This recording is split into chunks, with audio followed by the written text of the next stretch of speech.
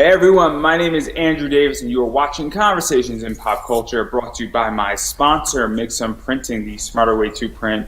I know printing your creative project can be confusing and stressful, but Mixum is here to make it easy. From their instant code calculator that lets you get as many codes as you want for free to their 24-hour customer service support, Mixum is here to make sure your printing experience runs smoothly from start to finish. And right now you can choose from a range of premium printing options and materials. And the company has also printed so many successful Kickstarter campaigns, and my guest prints with Mixum, so that's very, very cool. I'm sure we're going to talk about how good they are and why you should choose them as a printer. And a bunch of other people who have been on the show also use Mixum. And right now they offer services in the United States, Canada, Australia, and the UK. And Mixum can print and reach your audience anywhere in the world. So if you're ready to print smarter, not harder, head over to Mixum.com. And right now they're running a promotion where listeners of my show can drop my name, Andrew Davis, in the message chat of the current order to get a 5% discount on their first order. So that is Mixam.com. Type my name, Andrew Davis, in the message tab of your current order to receive a 5% discount on your first order. Every percentage point counts when you're funding a Kickstarter, everybody. So, without further ado, I have with me returning guest, comic creator and manga creator, Coffee Allen. So welcome back to the show. Hi, I'm a Mixam user as well. Yeah, no, I'm very excited in which that I haven't printed a book yet. Hopefully, I don't know if I'm ever going to print a comic at this point. Obviously that's probably maybe March 2022, maybe even June, because I just got other things going on. But you right now have a Kickstarter going on, and you have about 7 days left on the last book of Legends of the Erased, book 3. So before we really dive into book 3, what is the basic premise of your comic / manga for those who haven't heard about it and are seeing this for the first time and kind of want the quick catch up? Yeah, so Legend of the Erased is a psychological dark fantasy about a creator, painter, like she creates characters and stuff.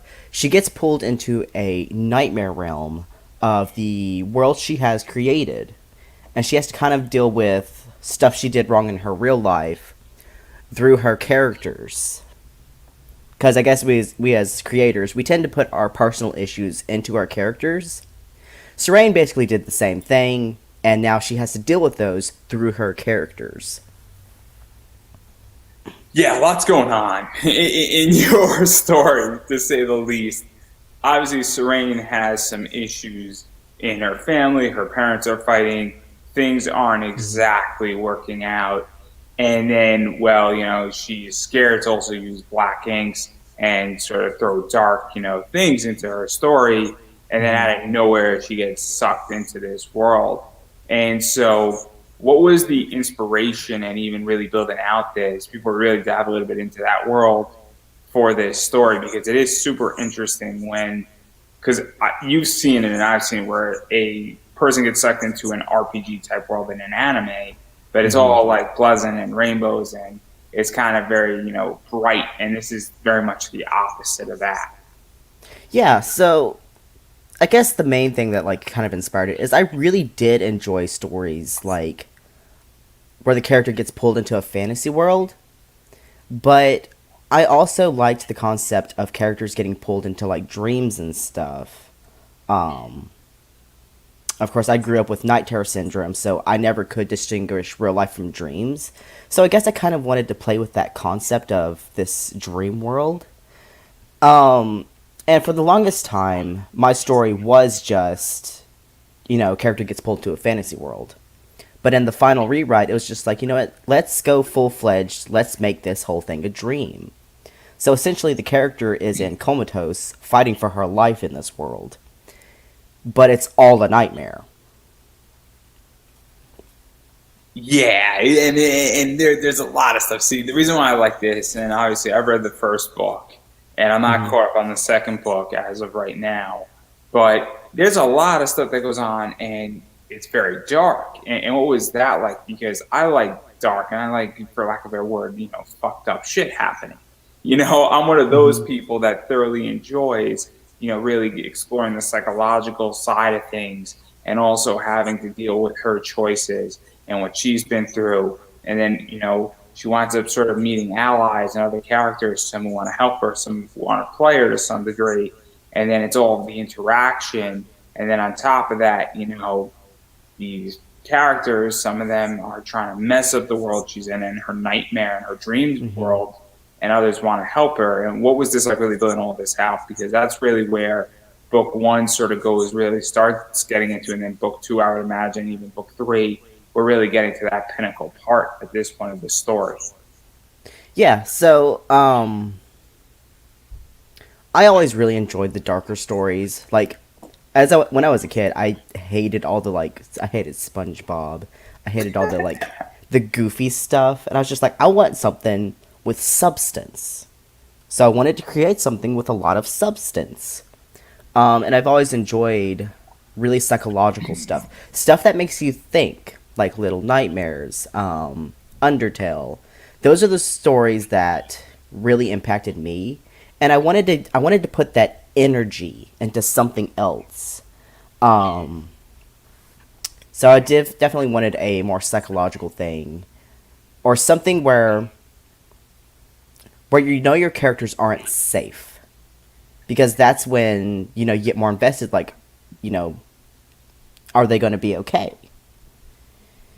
Yeah, let's even talk about that, because obviously one of the things that I started out as a fan of anime and watching a lot of anime, and I found I gravitated towards it because when Toonami was on, I found those shows had a lot more substance to them. There was real consequences.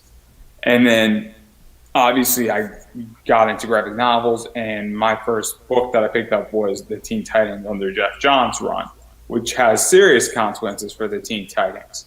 And one of the things that I feel in comics right now that is lacking is that there's a sense that everything's going to be okay.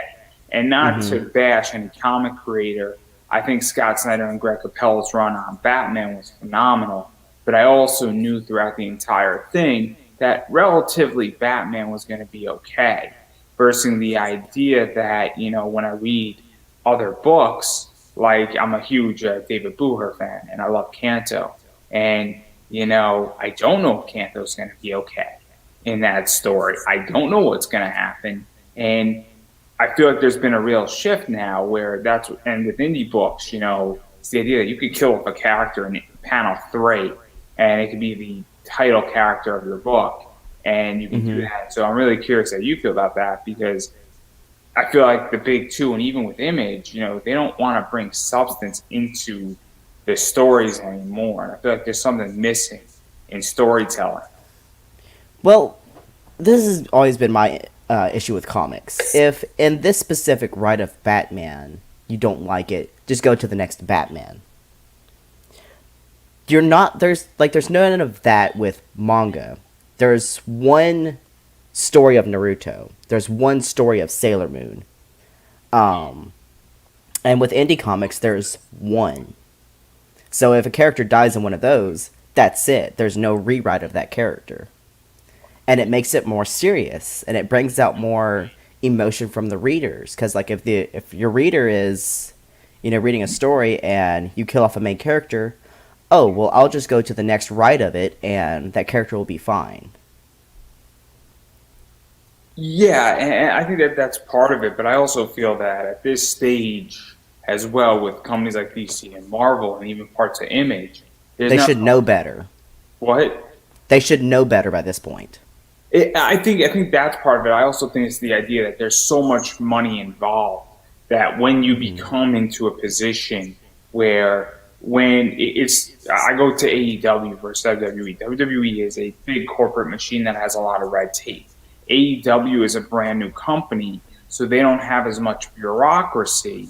And when companies don't have as much bureaucracy, they can try crazy ideas, and they could do things that normally wouldn't exist. I feel that that's what's going on with indie, is that the cost to experiment with indie is so much cheaper than it is to experiment by, doing something in DC Comics that could make, DC Comics $1 billion, but they could also lose $1 billion. Versus if an indie content creator produces issue 1 and then issue 2 flops, and it flops 10 times on Kickstarter, that cost isn't as high as it would be for a well-established company. And that, but at the same time, I'm also saying, look, at this stage, I think the reader is ready for Batman to start actually speaking how people speak in society at the same time. And I think it's very interesting because I feel indie comics are more in touch with how what's going on with society and how people even just have dialogue. And that's why I'm now getting more attracted to indie comics and also companies like Titan and companies like Dynamite and companies like Dark Horse, more so than companies like DC and Marvel. And I'm obviously a huge Zenescope fan. So I find it very interesting when you wanted to do something that's so more substance, because that's clearly lacking in comics in a lot of ways. Because they want to play safe. There's so much money involved with DC and Marvel and even Disney that they want to play safe. They want to keep to their formula that they know sells, and they know their stuff is gonna sell, whether they, make a flop or not.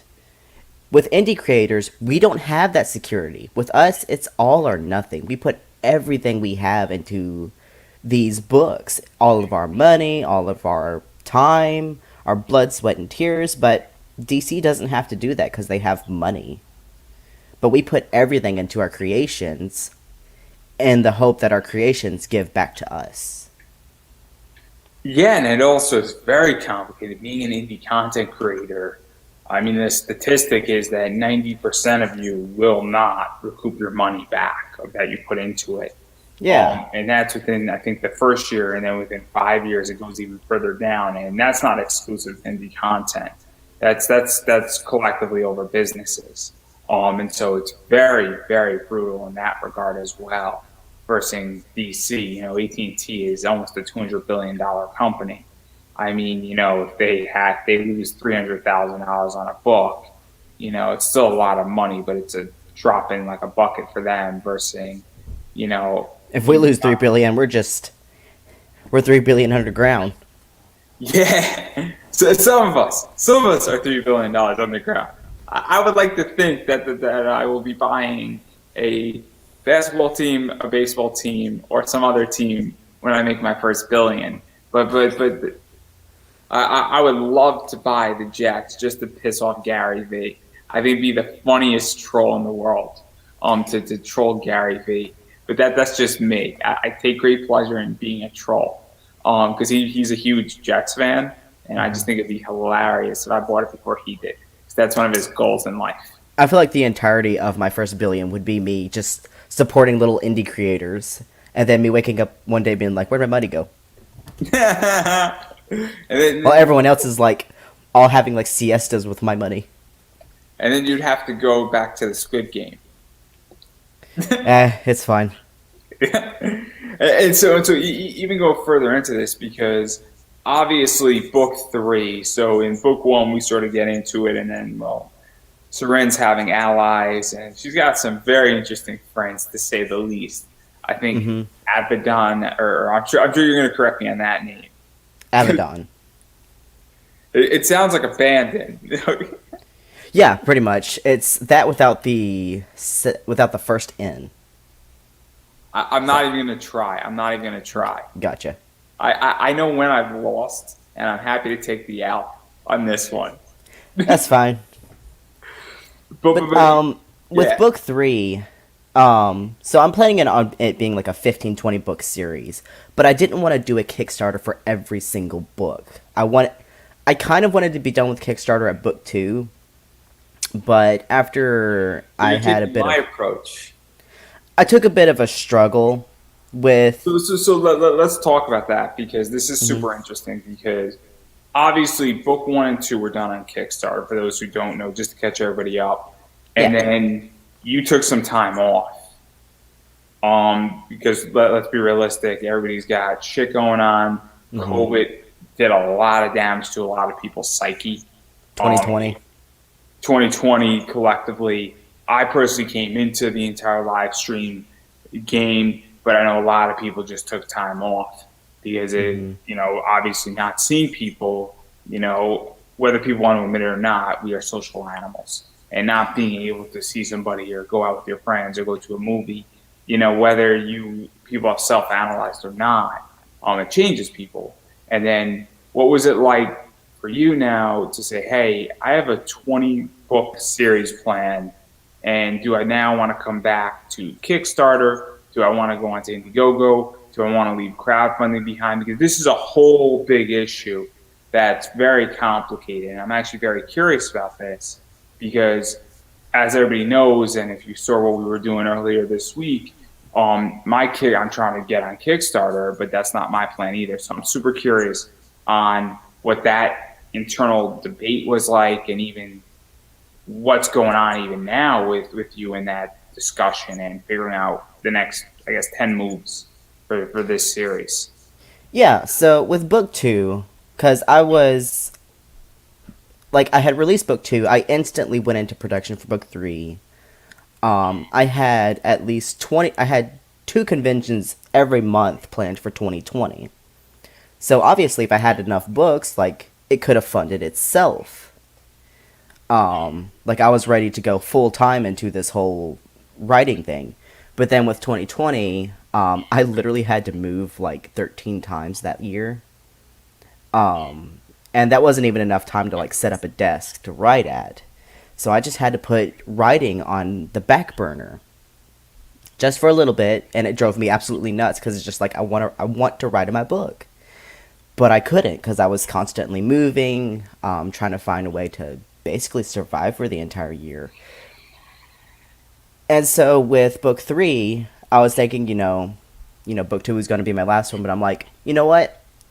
Let's do this again, but let's do this and let people know this is the last one. So if you want any of the goodies, any of the I'm doing custom mugs and custom t-shirts for people. And there's one reward I have. It's my $300 reward, where if you back the $300, you get a whole cover dedicated to you. Because with Mixam, the minimum order quantity is 50 books, and that's around $250. That's including shipping. So for $300, you get a whole 25 books dedicated to you. Yeah, and we're going to talk about rewards because I think rewards are super interesting. I have a very cool reward that I want to do that I think is going to be a lot of fun. And I don't know who I'm going to print if I ever get my Kickstarter off the ground, and I'm even debating that right now as well, on the direction I want to go. But what was this like, really? Because obviously, I think one of the debates that's going on with Kickstarter right now is that the whole point, it says it in its name, it's supposed to kickstart your project. Mm-hmm. So the way I view Kickstarter, and maybe I'm the odd person out here and the odd man out, it's the idea that I always thought Kickstarter was saying, okay, you have an idea to do issue 1 of a comic or do a graphic novel, and that you want to do 10 of them. Well, you're going to get seed money and support, and some people are going to say, hey, I want this, and then you give me the issue, I give you money, and we're all happy. And then at a certain point, you get off of it because you become self-sufficient. That was my understanding and the theory behind Kickstarter. Now, I could be completely wrong here on that.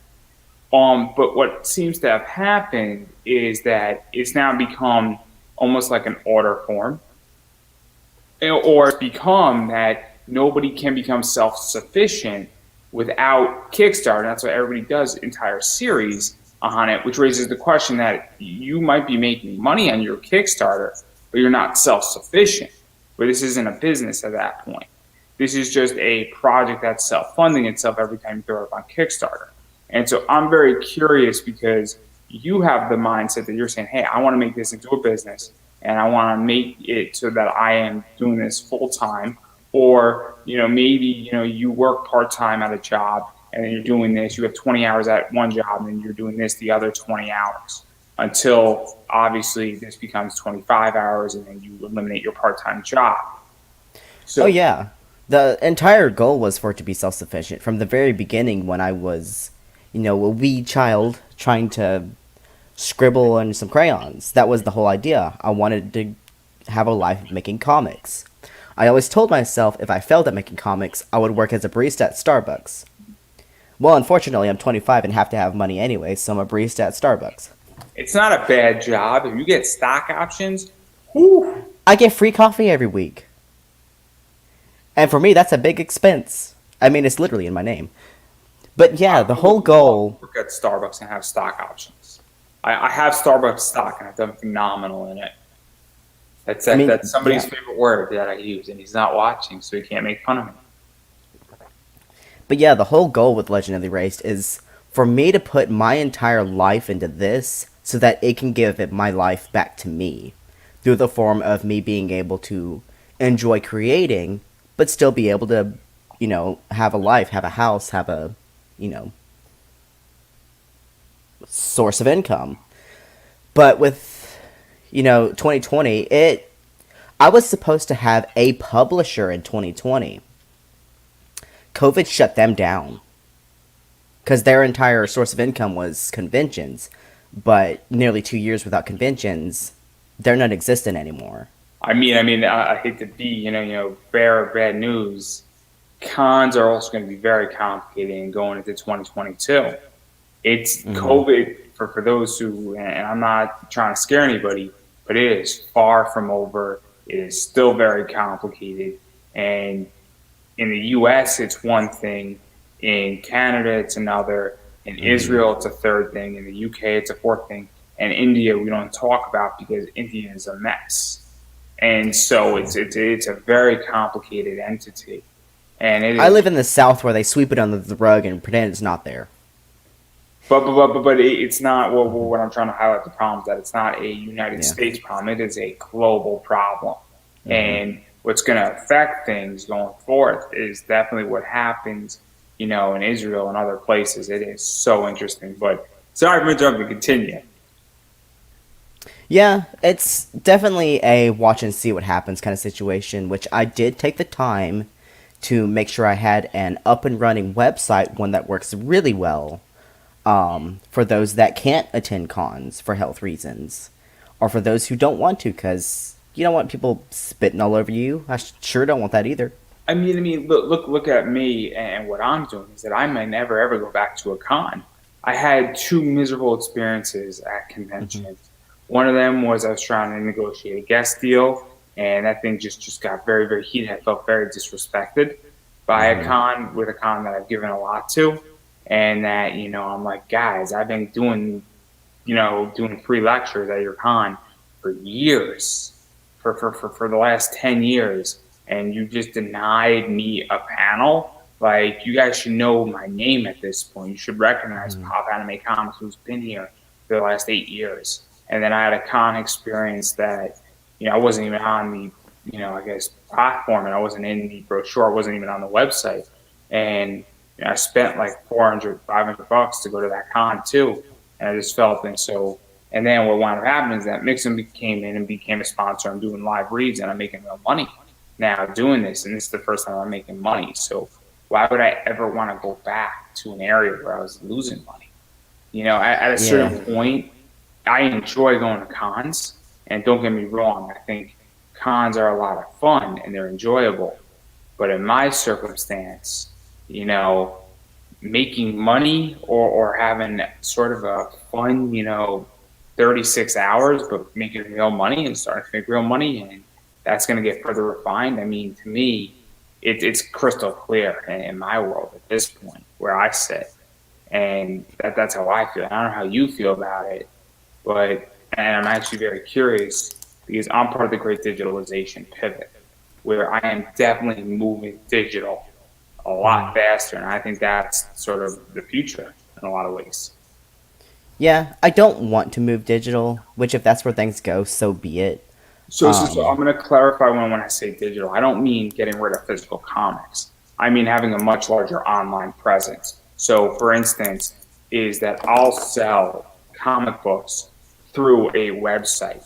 I'll Hmm. be more active on social media. I'll do a lot more live streams and a lot more live interviews.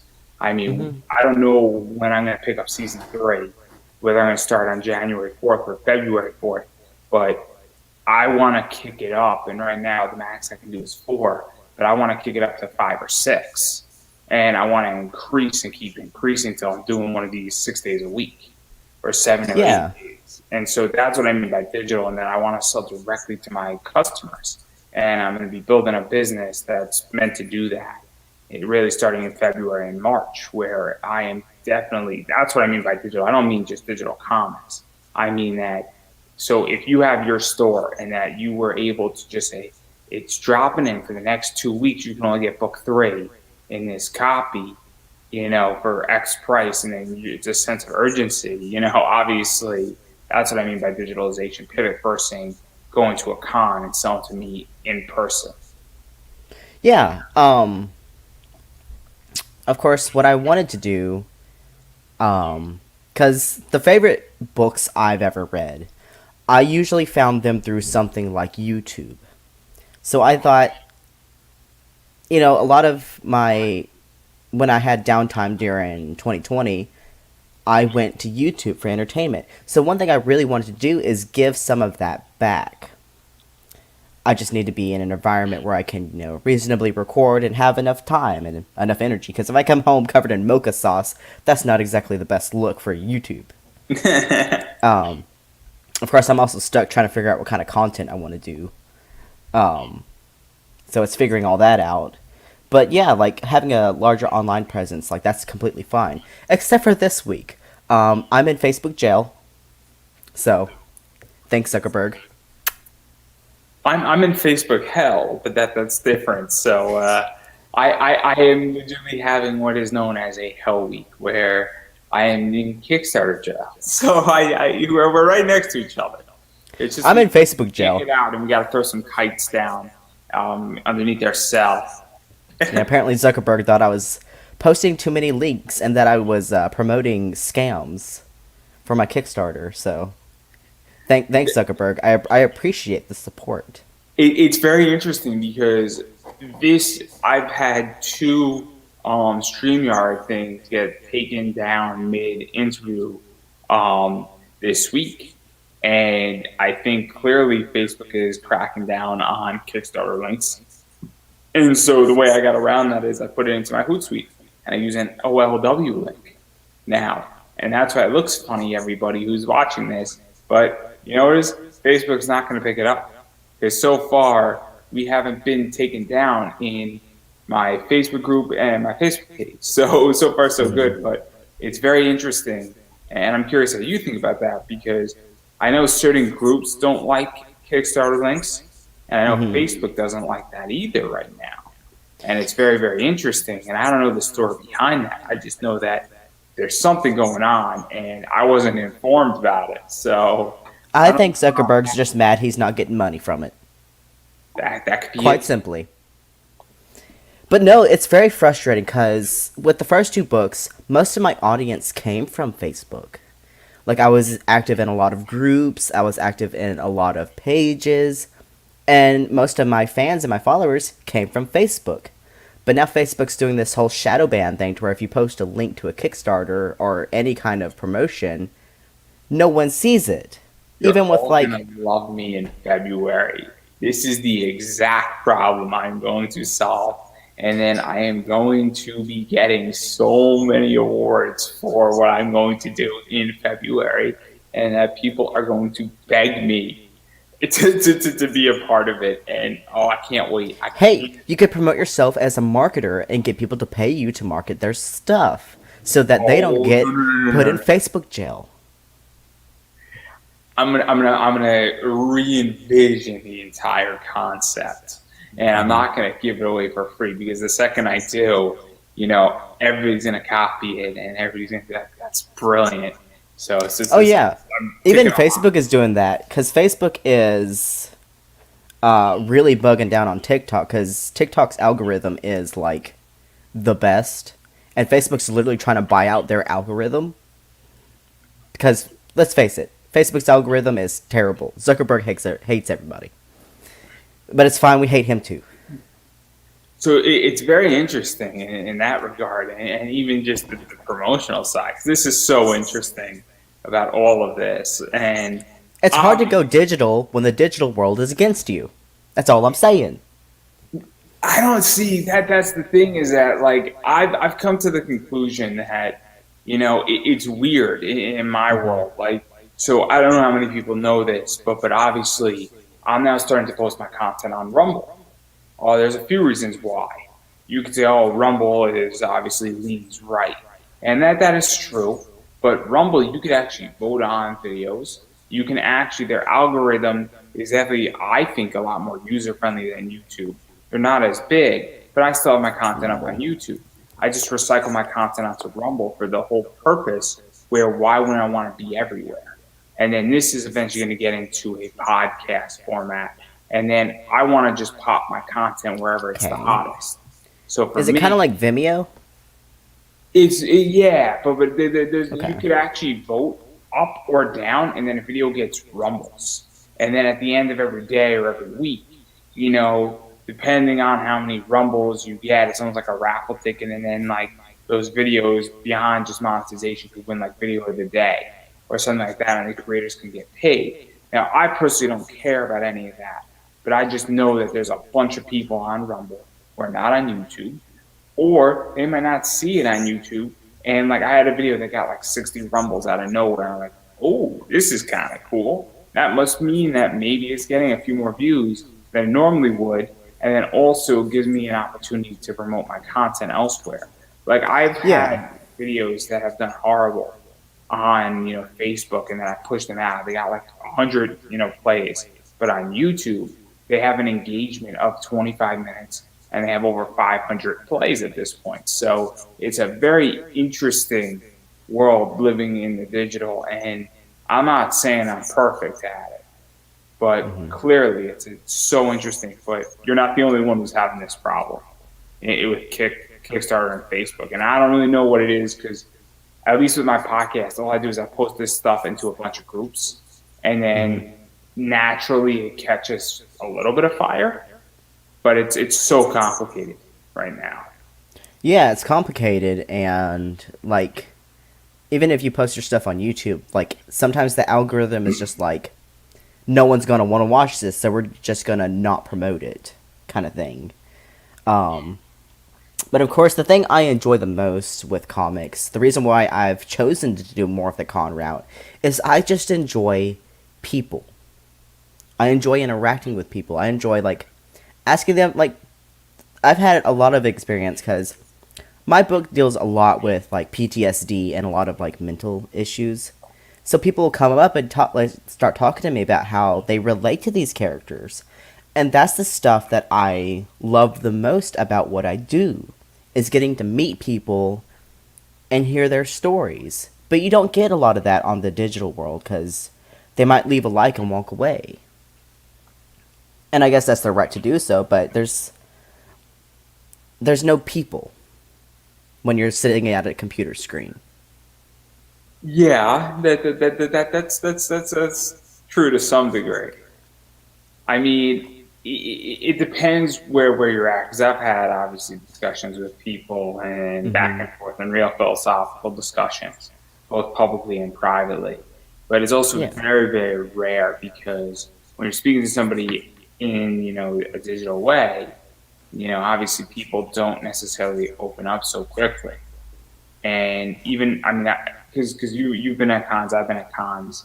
I have a panel where we're going to talk about the Women of Gundam, and after the panel, there's nobody behind us, so we just stayed in the room because and me and about 5 people were having this intricate and very intimate discussion that wasn't politically correct by any stretch of the imagination, but it was an exchange of ideas, and everybody was speaking freely. It was a very cool thing. Could you imagine having that conversation in like a Facebook group where Zuckerberg's just like, what are they saying about me? So I haven't had that conversation in a Facebook group, but I've had conversations like that in a Zoom group with about 10 other people. And it was a very interesting discussion because it was a part of a anime philosophy group. But again, that also was a very intimate setting. And I didn't know any of the people in that group. So obviously I was treading lightly. But people were speaking very freely, and we were speaking about an anime, and we were talking about death, and it was fascinating discussion. Yeah. Meanwhile, if you type in like the wrong keyword on most of the social medias, like I did, instantly banned.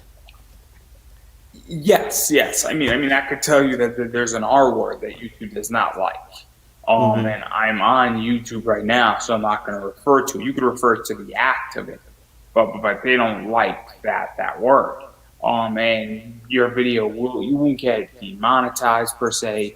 You won't get attacked, but you will definitely change and get the algorithmized, for lack of a better Mm-hmm. word. It's very fascinating what's going on with this. And then when you are dealing with complicated issues in comics, and your book obviously deals with a lot of psychological things, a lot Mm-hmm. of questions. Obviously, book three is a huge ethical questions going on with book three, where one of the characters proposes to another character a very interesting concept. In book three, all of a sudden, Facebook might not like that, and it's Mm-hmm. very, very interesting because not to say that other books are not adult, but if you're doing a superhero book, chances of a real ethical question and a real philosophical and something that's actually very thought provoking coming up is not going to be the same. So what is that even like for you to write that and also know that certain algorithms may or may not pick it up? The algorithms just don't like me. The algorithms are just out, so I'm just doing what I do, and I'm aware that my book is a very niche audience. People that want to, have a lot more substance. Because there's a lot of comic readers, a lot of anime watchers that want to just sit down, have a good time, and not have to think. Anime and comics are their safe place, and they just want to go and be safe. This book is for the people who want to think or want to have some kind of catharsis from the struggles that they're facing and be like, hey, I'm not the only one who feels this way. And so I'm aware that it's a very niche thing, but the thing is, the people who would be attracted to this content are really attracted to this content. This whole overlying concept of, I guess death, and what would you do if you were just like directly faced with it?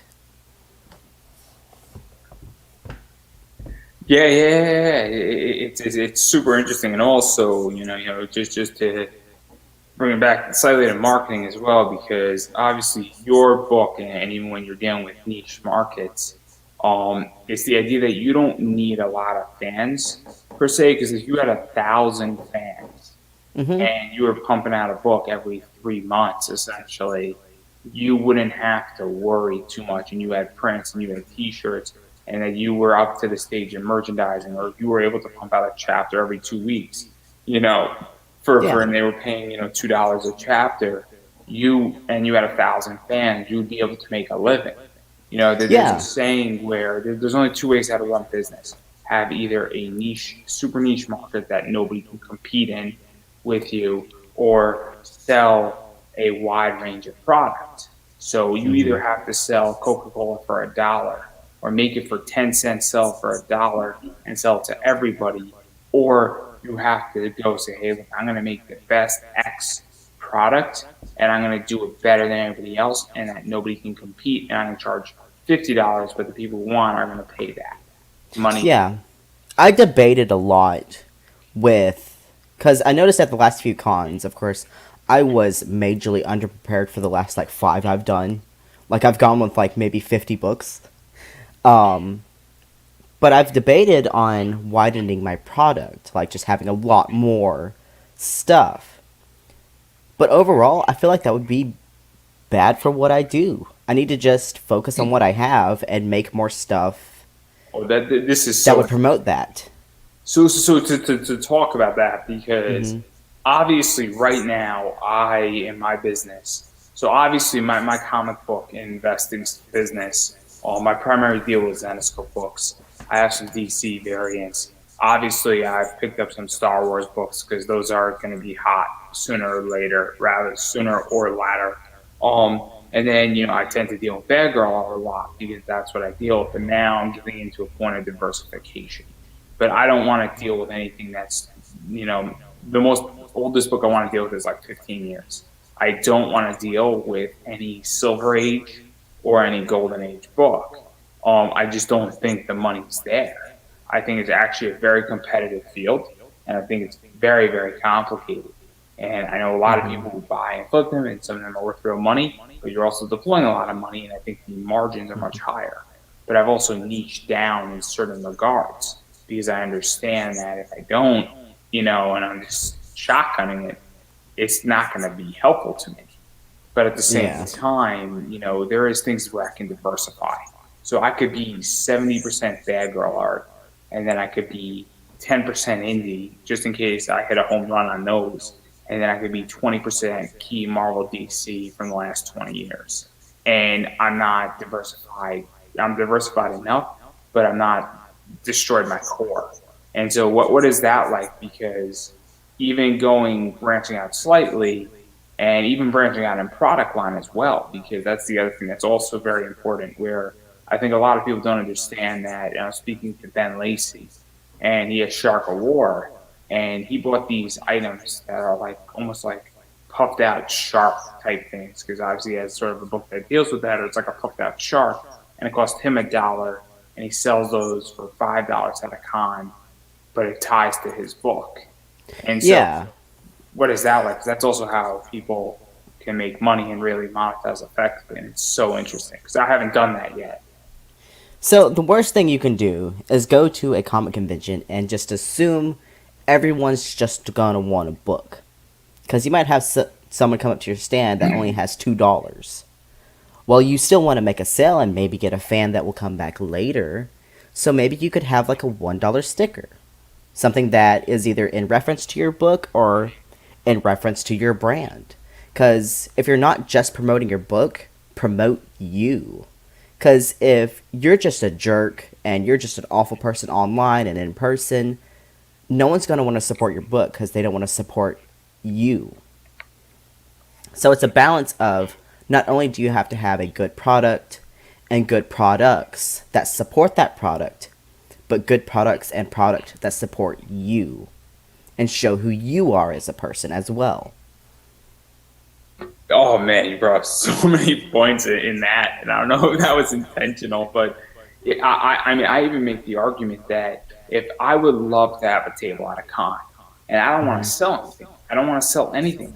All I want to do is I want a table so that I could go and hand out my business cards. I could go hand out free buddies and just bring awareness. Where I would even make the argument that saying, "Hey, here's my podcast. Here's my business card. I want a free button." And you just get a gigantic sign that says free buttons, and you bring 5,000 of them. And the whole point of what I want to do is I just want to bring awareness, because to me, that is worth more, because now if I can even get 1% or 10% of those 5,000 people and bring them into my tribe, that's an excellent rate of return. Even if that table costs me $500, if I can get 500 people now to like my Facebook page and listen to my next podcast episode, that is so much more effective than making any sale I've ever made. Because now I'm getting people into my tribe, and I would rather, because I'll just chalk it up as marketing costs. And to me, that's just good business. Like, not even making sales, but even just saying, "Hey, here's my business card. Here's a bookmark. Here's this," and just legitimately prepping up that way and doing promo stuff, because that's what I figured out when I used to do conventions, is that I used to do panels. I said, "Hey, everybody throws my business card." I used to walk after my panel, and I handed out 150 business cards. 75 of them were on the floor.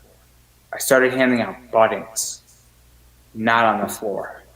Now, one of them was on the floor, and then I also say to the people at the back who are like the moderators, "Hey, you guys want a button too?" And then you just start, so super interesting. Stickers are a good investment as well. Stickers and buttons. And if you can ever afford it, pins as well, because there are people that collect pins. But yeah, I've met a lot of people at cons that just sit and do a panel with, like, they're just promoting a podcast or a YouTube channel. And I've been on a couple of podcasts like that. Like, that's an actual thing that could be done to market what you do. And it's also a place where your audience would be. Because when you go to a comic convention, you're with comic fans, or at least people that might be slightly interested in comics. it'd be like going on Facebook and joining a comic group, except you're with real people who you can actually engage with and be like, hey, this is my podcast. Check it out. This is actually me. It's so weird because I've never gotten a fan from a con. I've done like 50 panels talking about anime, talking about this, and talking about comic book investing. And I mean, I've sold out panel rooms and I've never gotten a fan from it.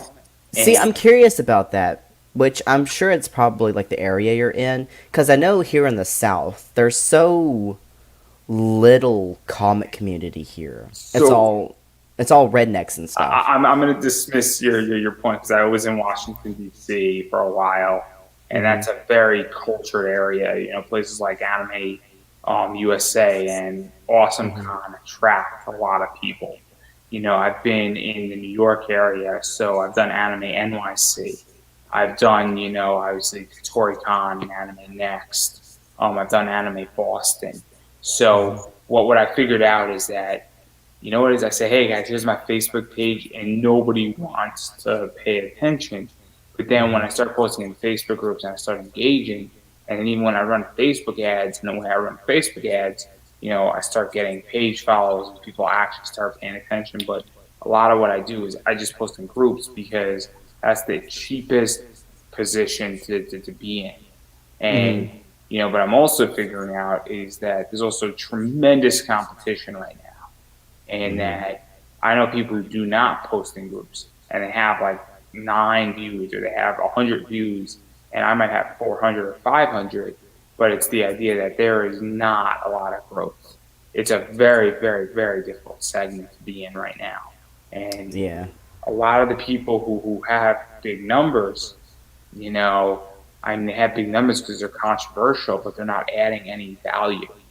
You know, if people go over to my comic book investing, you know, YouTube page, there's so much value there. But there's like literally, my YouTube channel subscribes to them, and I think my mom subscribes to them. And nobody is listening to that stuff. And then fast forward, I can teach. Literally, I have a very quick budget tutorial how to build a comic book budget on that channel, and nobody watches it.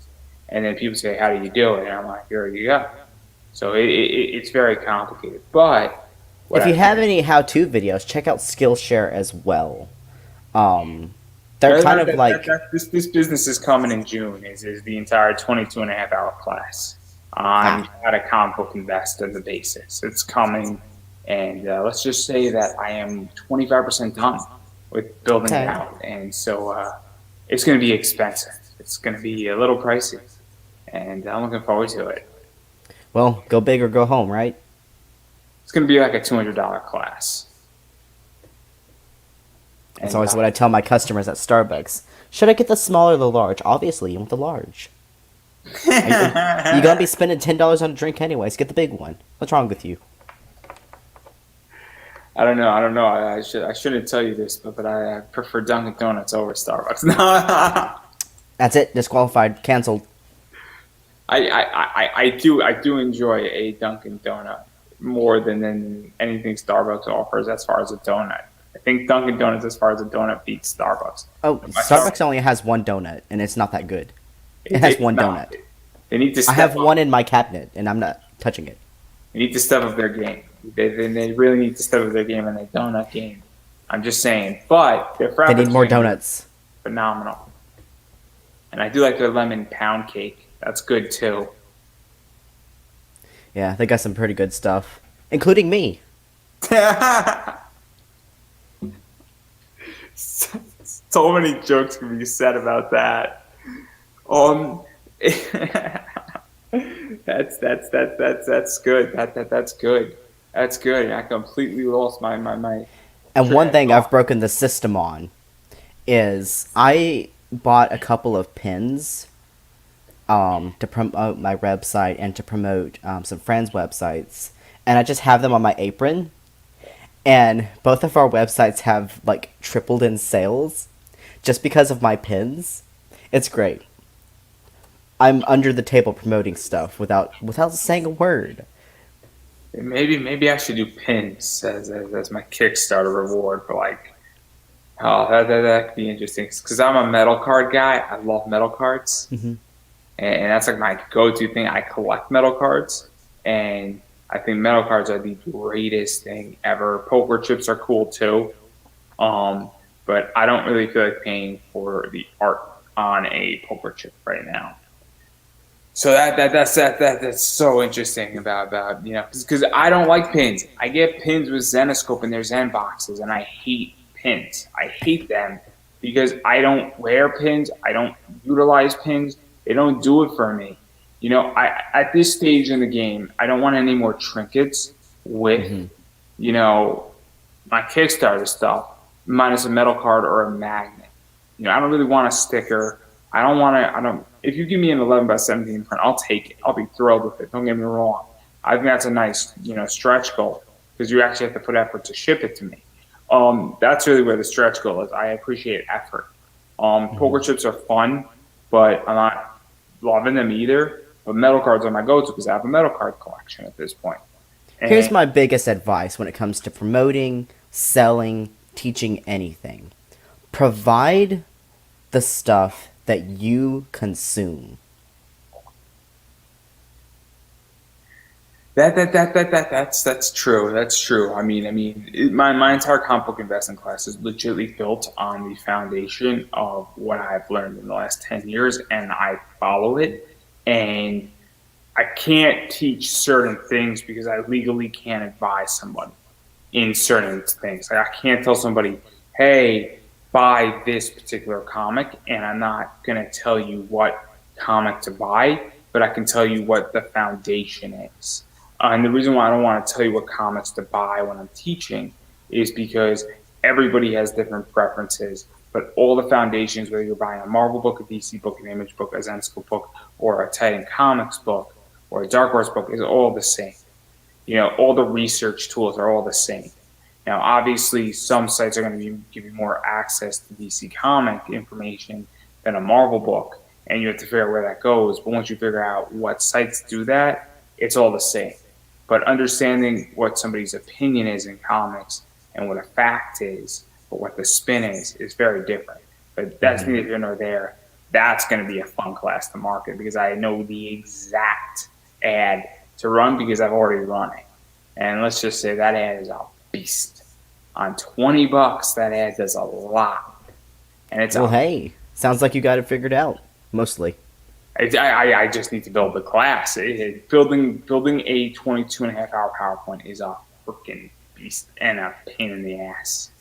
Yeah, when you think about hours, like oh, 22 hours, that's not that bad. I could do that in a day. But no, it's not just 22 hours. It's 22 hours of content when the rest of it's like, what do I cut out? What do I... I've recorded enough videos to know that a 2-hour video might be published as a 2-minute video. Oh no! When I record straight up. People don't understand that it's like me lecturing, and it's treated like as if I'm in front of you and I'm running an Hmm. entire college semester. That's how this class is run. So there's no editing and there's no cuts in this. Gotcha. So if I join the class, I need to bring about 5 monsters and a sleep pillow. So it's in modules, Okay, but good. the lectures are not edited. So you're getting almost what is a recorded live lecture. It's built that way purposely because it is the easiest way to record. What people don't understand is when building this, and I would imagine it's the same thing when you're writing a comic. And the reason why I bring all this up and how I'm looking at the comics is that for you to do a page, you might draw and write a page. It might take you an hour Hmm. to draw it, or it might take you 12 hours to draw it, but it didn't take you 12 hours to do it. It took you a lot longer because you had to come up with the concept, the story. You had to come up with Hmm. the idea. You had to say, okay, how is this going to work in this segment? And how does it connect with page 3 and page 5? And has this. Yeah, it's such a loaded question because people ask you, oh, how long did it take you to do this? From what point? From the point that I started thinking about it? From the point of page 1 actually in the book? Or that's like such a loaded question because, like, where is technically the start of when you started? Because, sure, you have a finished product and there's a page 1 all the way to page wherever. But there's so many layers under that. There's storyboards, there's scripting, there's the concepts that went into it. There's the concept art. There's so many layers between book or page 1 and page 200. And that's where a lot of customers don't, or readers, they're just like, oh, this is just a book. There's so much more that goes into it. And that's one of the reasons why I want a lot of my promotion and stuff. I want my customer base to be the people like me, creators as well. So a lot of my stuff that I sell at cons, a lot of the stuff in my book is creator focused. Because we get left out of a lot of stuff. I can't name a single movie where there's a creator as a main character, and that's kind of sad because we're pretty cool people. I don't know. There's a few. There's a few. Yeah, a few. But we need more. I'm a lot more invested in a story if I know the main character is a creator or something. But, I do definitely want most of my business to be creator focused because we need some more support. We need more people. So it's very interesting because I am in the camp, and we're going to get slightly controversial here, but I don't think we're going to get all that controversial. Am I going to be canceled? I don't think so. I don't think so on this one. I think that one, and I'll state my opinion, and you can state how you feel about it. I think it's a very interesting. When I saw a bunch of creators, and obviously I don't know, I'll tell everybody what I usually do on Kickstarter. I try to back one project a month, and I look at it because that's my budget, and my budget is usually $20 to $30 is my sweet spot. So I have a rule where I only back one project. So if you are a friend of mine and 10 of my friends come knocking, and I also see a really cool project and it's the 11th, I'm going to be backing that project.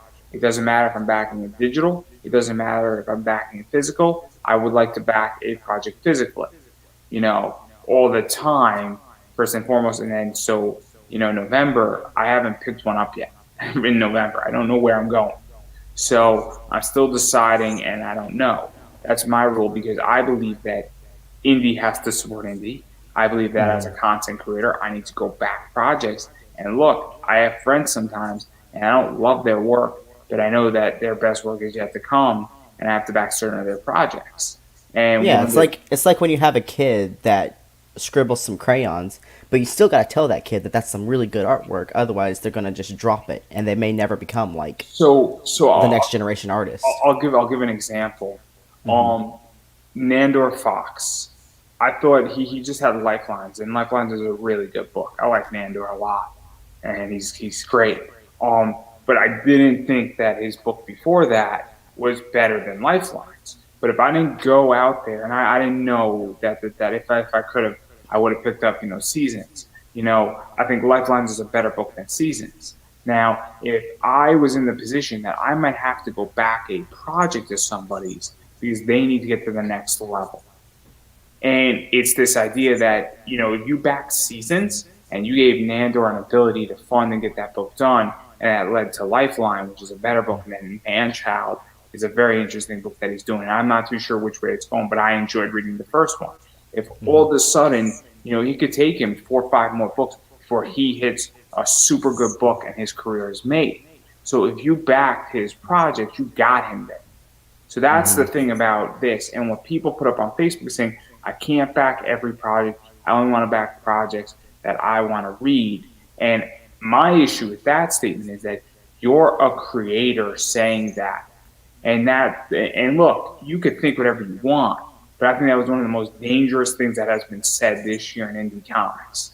Because that, to me, is saying I'm only backing projects that I want to read, not understanding there's a bigger picture here.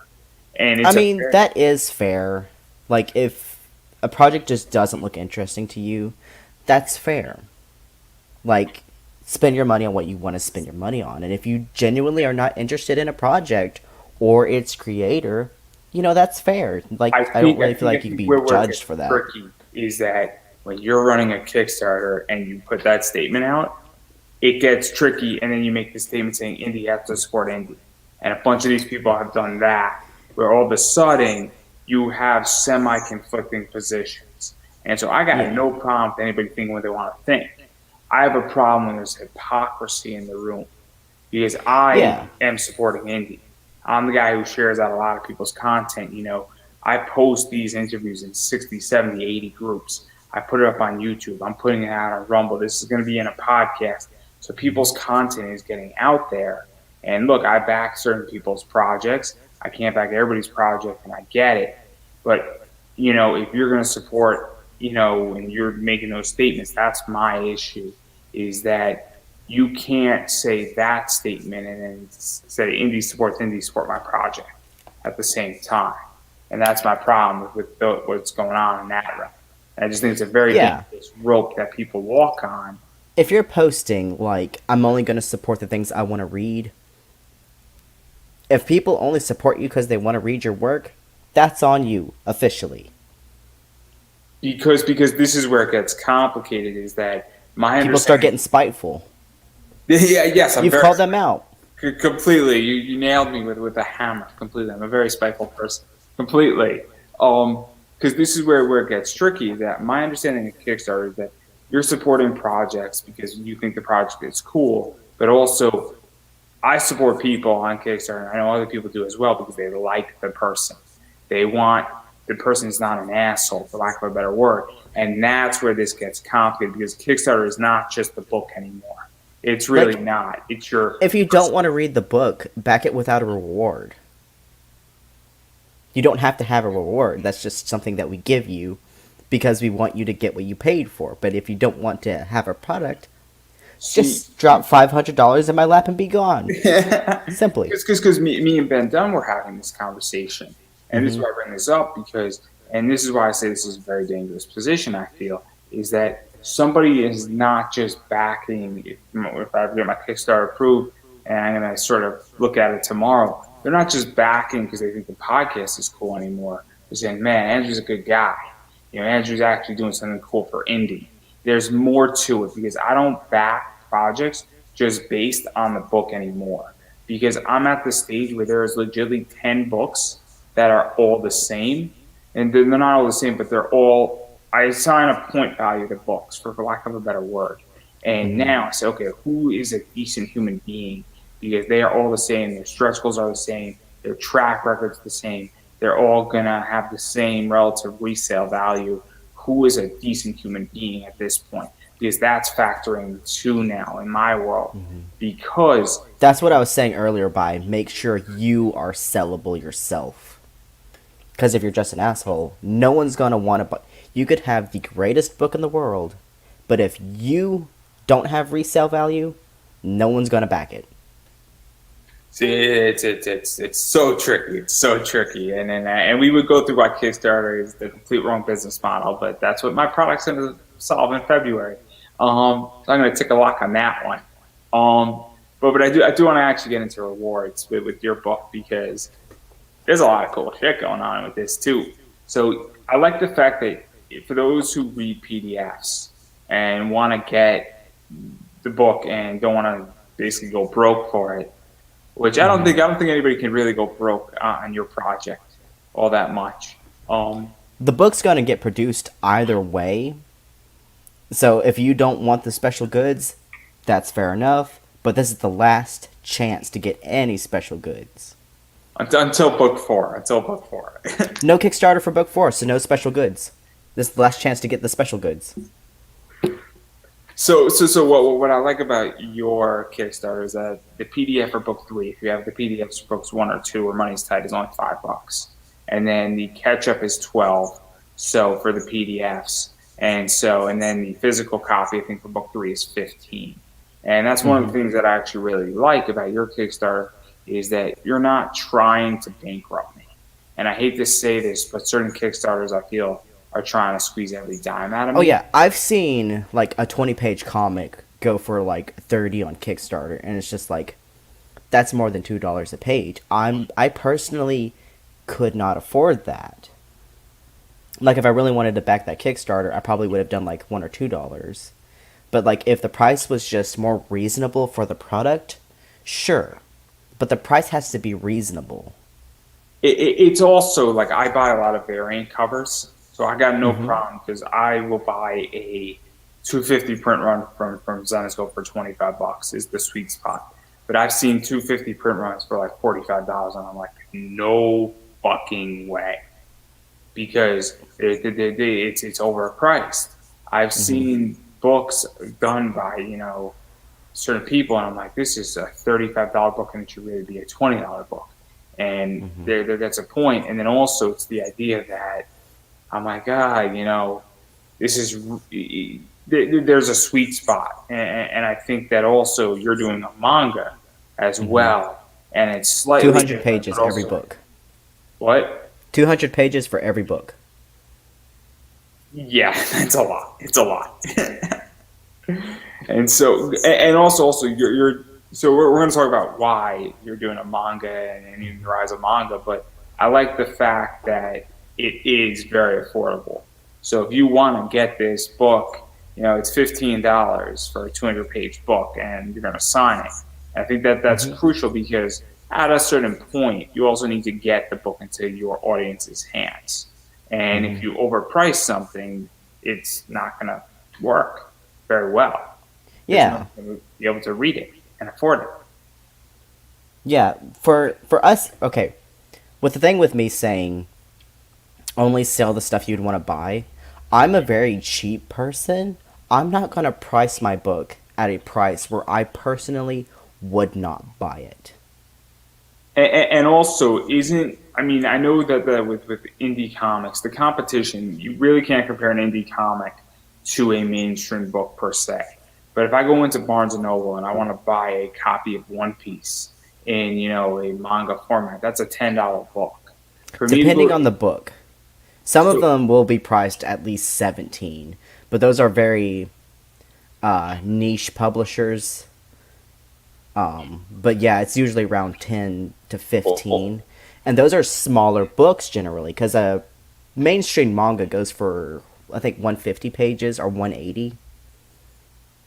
yeah. Usually, Shonen Jump does. I think One Piece is 180 because I think it's 10 chapters and each one is 18 pages from my understanding. Hmm. And then you get like maybe like 6 or 7 promo pages essentially in there. So we're talking about like a 190 book for about $10 Shonen Jump style. The Yeah. reason why I bring this up is that, and then a book like Real is about 13, $14. And then you get something like Basilisk and the nice hardcover. That's a $50 book. But those things are beautiful. And you Those, also have to keep in mind, like, it costs them maybe 50 cents to print those books. Meanwhile, it's costing people like me, like, $3 per book. the reason why I'm not beating you up on cost, believe me, is that I'm saying to go from $10 to $15 is not a big jump in Yeah. reality. It seems that it's a 33% jump, but it's still within a reasonable price point of it. And the Versus, thing with cons is people get really excited if they can pick up a book and look directly in the eyes of the person who wrote it. You could shake their hand and be like, hey, like, what inspired this? And there's value in that too. Because when you go to the bookstore, you're not looking the creator directly in the eyes. You're looking at a product. You don't know if they're an asshole in their real life. You don't know if they're like beating cats in their spare time. You don't know. You're just looking at the product. There's no person, just product. unless you're like me, who has gone through so many people at this point, you're like, I know that author, that one. It's terrible. It's Okay, so one bad, thing so that bad. blows my mind is the fact that I'm in so many groups with Ben Dunn. My first How to Draw Manga book was one of his, and I just think it's absolutely bonkers that I'm in the same groups with him. It's wild. Yeah, no, I need to go to Texas and I need to bring him a copy of Ninja High School so he'll draw me one of the characters in a bikini and he said he'll do it for free. So I'm gonna just die with laughter because he's gonna do whatever he wants. It's gonna be great. It's gonna Like, I honestly wish I still had that book because it's so cool knowing that my first How to Draw Manga book, I'm in the same groups as the guy who wrote it. And that's absolutely wild to me. That's wild. I love Ben Dunn. I was so shocked when he wanted to be on my show. I'm like, hey man, you want to come on? He's like, yeah, sure. Yeah, I was like, oh snap! Like, it's not the greatest story that I have in comics though. There are two that trump it for a good reason. Actually, technically three. No, actually four. Being in Paul Levitz's house, interviewing Paul Levitz from DC Comics is the greatest thing because what I saw is in the vault for life. It is the ultimate comic thing that you could probably see. Denny O'Neil and that conversation was a great one. Dennis Kitchen was phenomenal, and then Howard Cruz. Those four are amazing interviews, and very very cool. And then You've made it when you start talking like names like those. Like, oh yeah, I've just hung out like last week with this dude. It's just fine. When it's just like one of the big names in like indie comics or comics, and it's so wild to think because it's just like I'm living in like a 1-bedroom apartment, but it's like, but I know all these people, but it feels like I'm big now because I'm with the big people. Does that make any sense? Probably not. I probably just sound like I'm talking out my butt. It's very interesting when Zenoscope starts referring to you saying, "Hey Andrew, what do you think this is worth?" Yeah. It's a very funny conversation when companies do that, and super interesting, and then that's just fascinating in that regard. But getting back to your rewards, obviously you get book 3, $15 signed, and then you could also get the physical copies of books 1, 2, and 3. And I don't know. Should I pull it up? I think that's what, $10 a piece. Mm-hmm. My memory is working right now really well. Should I pull it up and share my screen or anything? I mean, we can. Yeah, I got really lazy and I just ran out of like the ability to like copy and paste because it was like going in like 15 things. And then I know you have a commission. I think that's 90 with a bunch of stuff in there. And then I'm going off my notes here. And you have a biggie box. And then you have the special cover design, which we're going to talk about too, because I think that's super interesting. Yeah, we could go here. I figured it'd make it easier so we don't have to work on a memory. I wrote it all down. I'm not memorizing half of this. I wrote it all down. I actually prepped up because I actually prepped up. I watched Law and Order Organized Crime, episode 8, and then I worked on your interview. Yeah. I actually work hard. Like, if I was working on memory, I'd be down in the dumps. I probably could have done this entire thing off of my memory too, because it's not. I mean, that's what Monday's going to look like. I got 5 interviews to write this week. Jeez. Well, good luck on that. I'll explain for those who are curious. Thanksgiving is coming, so I work backwards, not forwards. So during Thanksgiving, I'm only going to be able to get like 1 interview in during that entire week. So I have to find a way how to get the other 3 in the other weeks, and that's why I would do 5 here, 5 here, 5 there, and all of a sudden you solve a problem. Yeah, I guess it gets complicated with so many interviews, but I guess it's fun as well because it keeps you on your toes.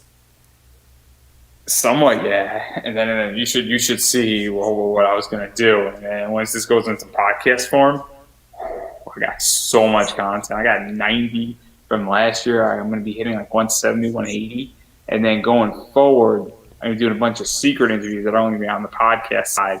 I have a whole battle plan, but this is not about me. It's about you. Oh, that's fine. So you got 6 days left now. Yeah, I've got less than a week left, and I can't promote it or anything because I've been Zuckerberged. I've had all my friends posting my Kickstarter for me, being like "R.I.P. coffee." This is why you need to buy ads on people's shows. Yeah, that's what I've been trying to do, and I made a post on a few of the comic groups, being like, "Hey, I have a Kickstarter. I didn't post any links. Like, is there anyone doing interviews?" And those posts got instantly taken down for promoting a Kickstarter. It's just like, I just want some interviews. Is that so hard to ask? So it's so weird because I post and I'm like, hey guys, Nothing in my world's got him flagged. I'm like, here's my form, here's my Google form. Sign up. All these people who are running Kickstarters, I'm like, I put up a post like maybe like 3 weeks ago. I said, hey, I feel like it's junior prom again. I don't have a date. Like, meaning like I'm an interviewer. I'm always looking for it. How come all my regulars haven't hit me up? And I'm like, guys, where are you guys at? And it's like, I'm not going to go beg you for an interview. Come talk to me. It's like the weirdest thing. And like a bunch of people thought it was funny. But like, and at this point, I don't have an interview problem because I will go find somebody in cosplay. I will go find a wrestler. I will go find a cosplayer, a voice actor. I haven't touched voice acting in like 6 months. And that's a whole big sector I could play in. So I'm at the stage where people have to come to me. I'm very approachable. I'm very askable. And if you just legitimately look around, it's not that hard. I have a group of 271 people. And I always feel like I'm bugging people, so I try not to go to people because it's just like, oh, they're already so busy. See, I'm that's just the little old problem. me. That's the problem is that, so I'm having Mike Barron on. And that's going to be a fun interview. It's going to be controversial. And I know it's going to be great. I'm talking about Thin Blue Line. I have no problem going into certain things, and I speak to everybody. And I don't really care who loves me or hates me. And I'm going to get both sides of it. But next week, I have 5 interviews. And I didn't have 4 of them till yesterday. Okay, well, that's good. That's great. So the point I'm trying to make is that just ask me for everybody who wants an interview. Yeah. Honestly, you're the only one I know of that does interviews like this. I think Chuck does them every now and then. I should probably ask him for one in these Every week, 6 days. one. Every week. I should probably message him or something because he's got book 1 and book 2. He should give me something. Hey, I just got a notification that you're interviewing me. So what are the rewards before we get? I haven't been taken off yet, which means that definitely Kickstarter is cracking down on Kickstarter links. They're definitely cracking down on that. I'm like 90% sure on that. Oh, so you think like that could be getting flagged for this? Mm-hmm. Okay, so well, here I'll just like stop sharing the screen then. No. I don't think it's the screen. I think it's the actual link that I was putting up in the interview. That's why I put it into an hourly link. So I think the screen share will be fine because we were sharing screens on Tuesday and that was fine. I don't think Kickstarter wants the I'm trying to think of But that's so dumb. Like they give you the links to share.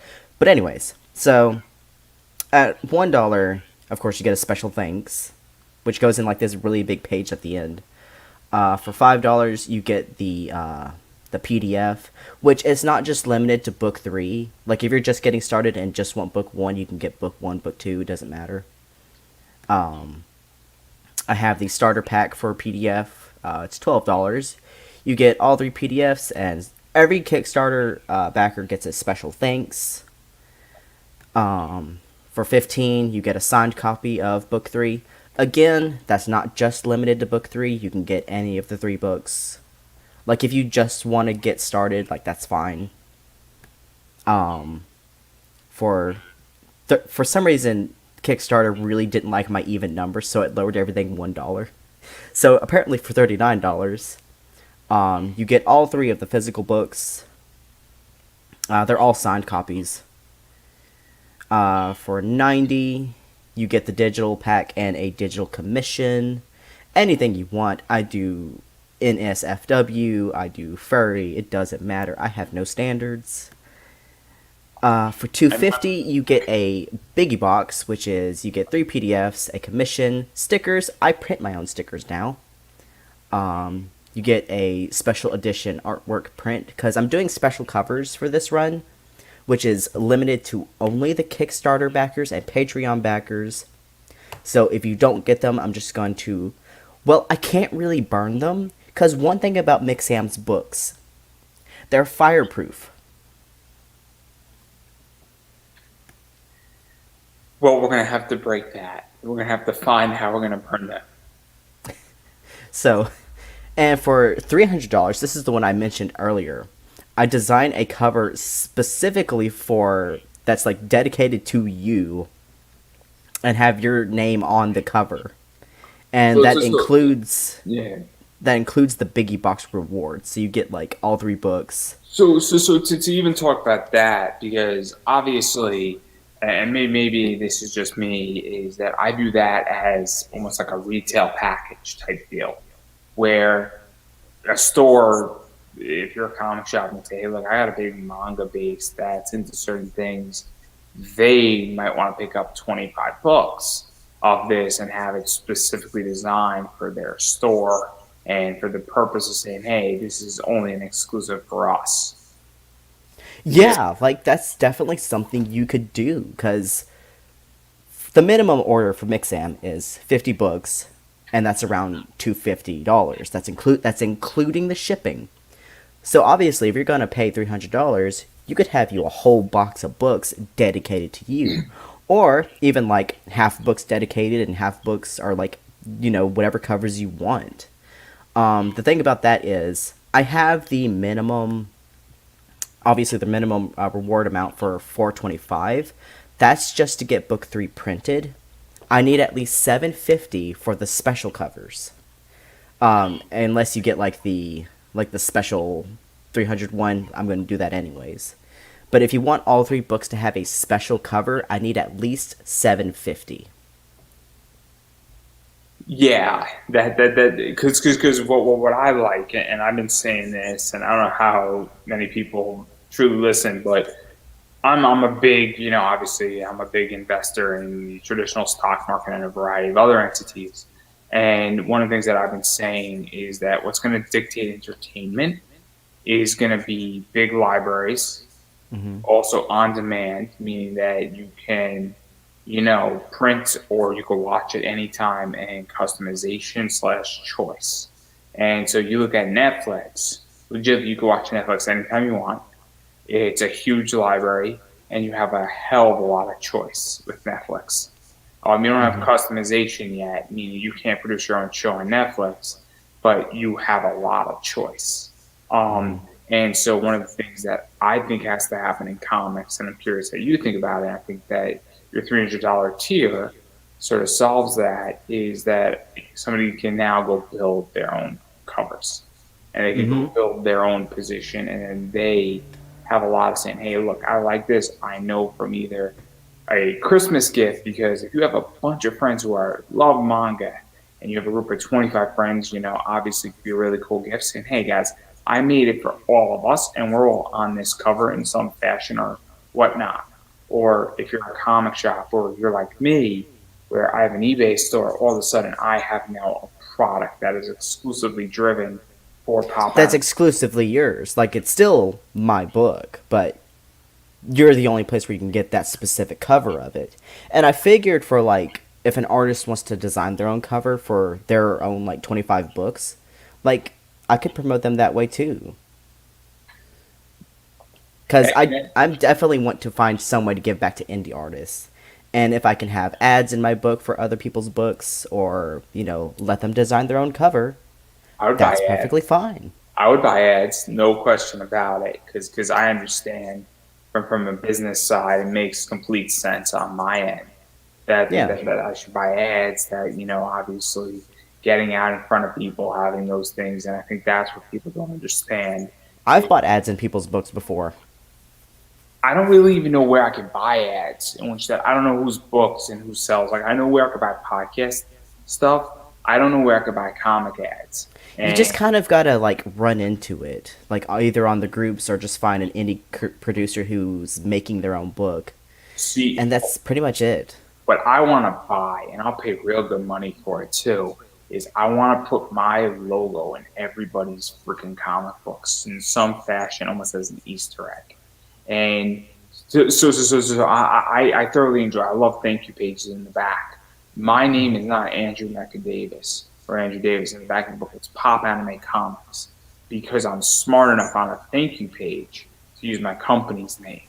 Because all of a sudden, if you back 500 products and people One read, thing I did in book 2, which is it's relevant to what you were saying, I promise.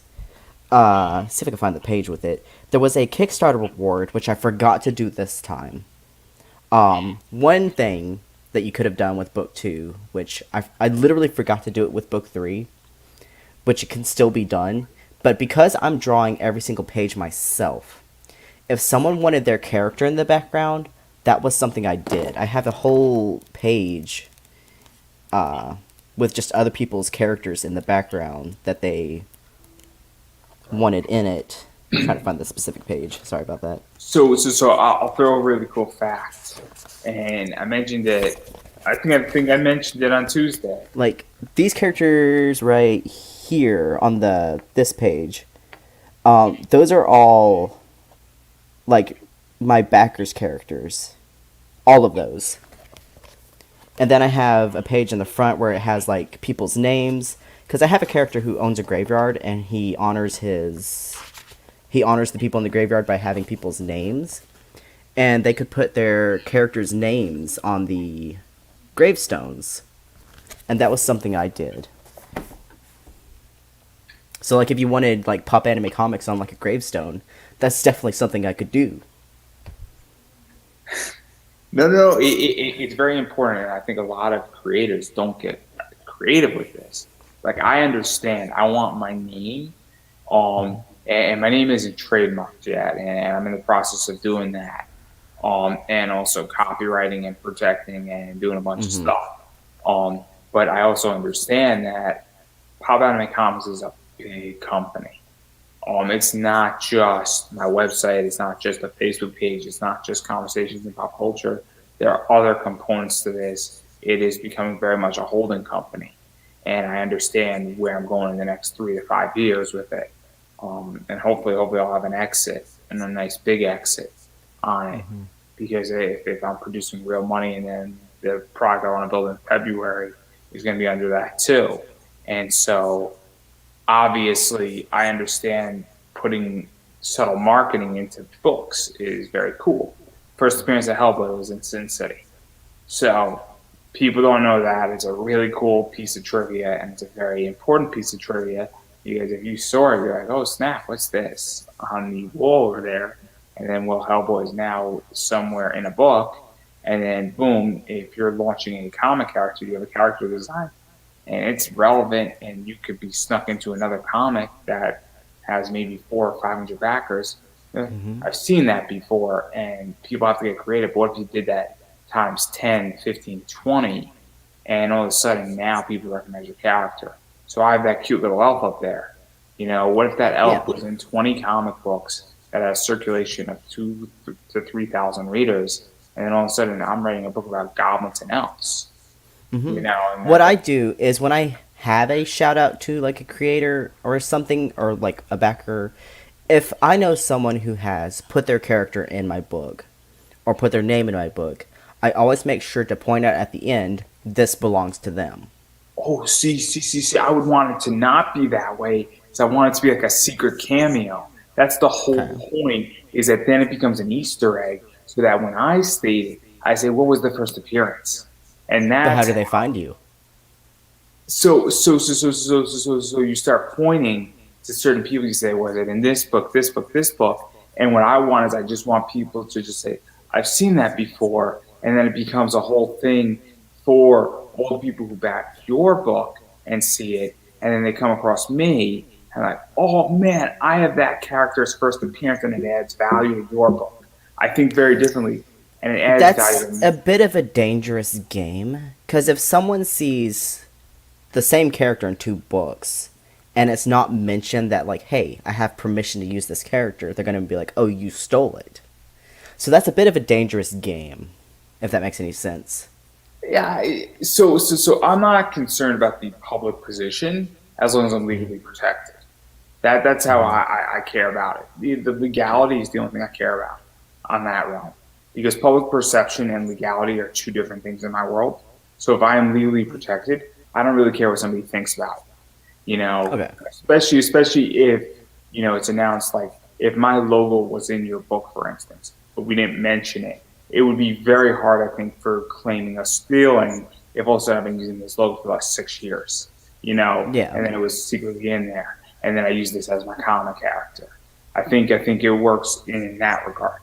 But I get the entire thing. That's how I think, because my goal is to make it so that all of a sudden, especially with a comic book, somebody goes gets that thing graded, and this becomes a super thing. Obviously, Hmm. I'm gonna get a bunch of copies of where my first character appeared. This way, Yeah. I understand what I'm doing. It's an investment play. It's not a story play, but I also think it's a very cool play because you're Especially if you get a custom cover with the character on it.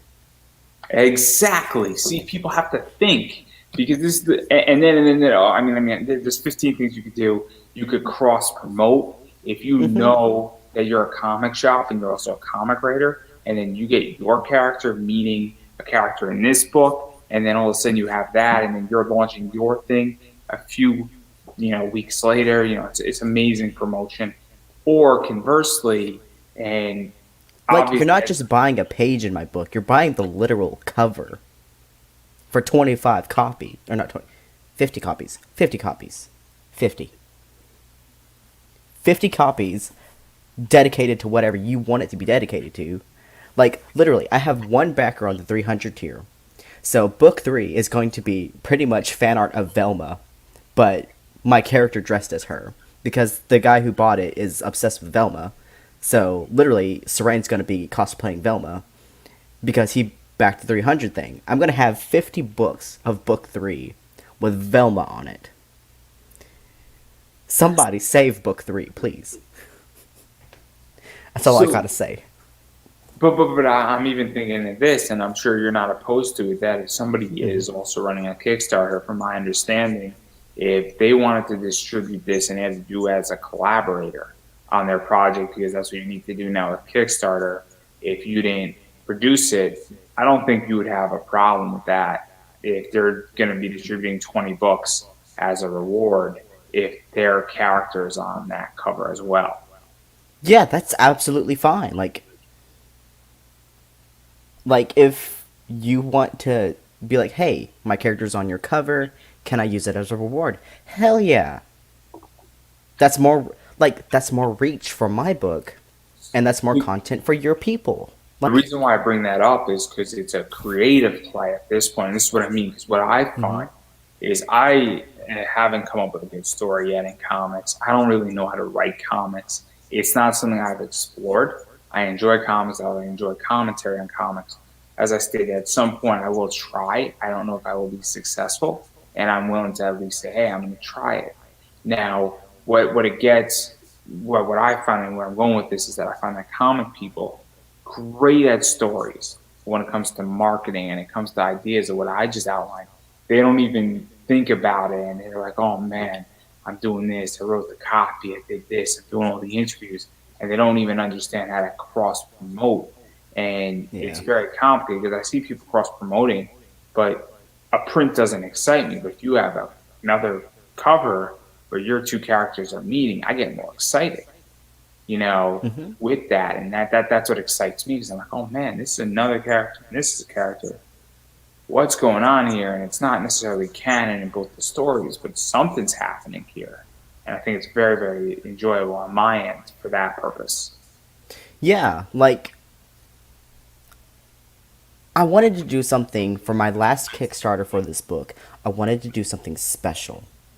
And this is the last chance I'll have for people to be like I know a lot of people who are doing Kickstarters and stuff. It's just like I can literally get you some product. Or, if you've got a book that's struggling to get out there, I go to cons. I sell these books. If I have 50 copies of a book with your character or your logo on it or something promoting you, and you only want, say, 10 copies, I've got 40 copies I could sell at cons, which is also being like, hey, this is the person on the cover. Go check out their stuff as well. Because I definitely do that. Because I do get a lot of questions about the characters in the back of book 2. Like, who are all these characters? Are they yours? No. This one belongs to this person. This is this person's. Go check out That's their stuff another too. thing that I was speaking to somebody and we had this discussion about possibly me producing a variant and then I would wholesale to people to be sold at cons. And like person didn't understand what I was going with. They said, "Oh, if I'm selling somebody else's book, it's going to hurt me." And I said, "But it won't hurt you because you can sell your thing, and you're promoting somebody else. And then what if they have some of your books, and then all of a sudden you're both making a sale, and especially if the books work well together." It to me, Yeah. I think some people get it. I think some people don't. I think that because if I had a table at a con, and let's say I wrote, a book called Tank, for instance, and then I said to you, hey, you want to do a book swap? Can I buy books at you at wholesale? Can I buy them at a discount? And then let's say that nobody's interested in my book, but I'm selling your book. All of a sudden, while I might not be gaining a new customer because I'm not you per se, it's the idea though that I am making a sale. I'm making some money.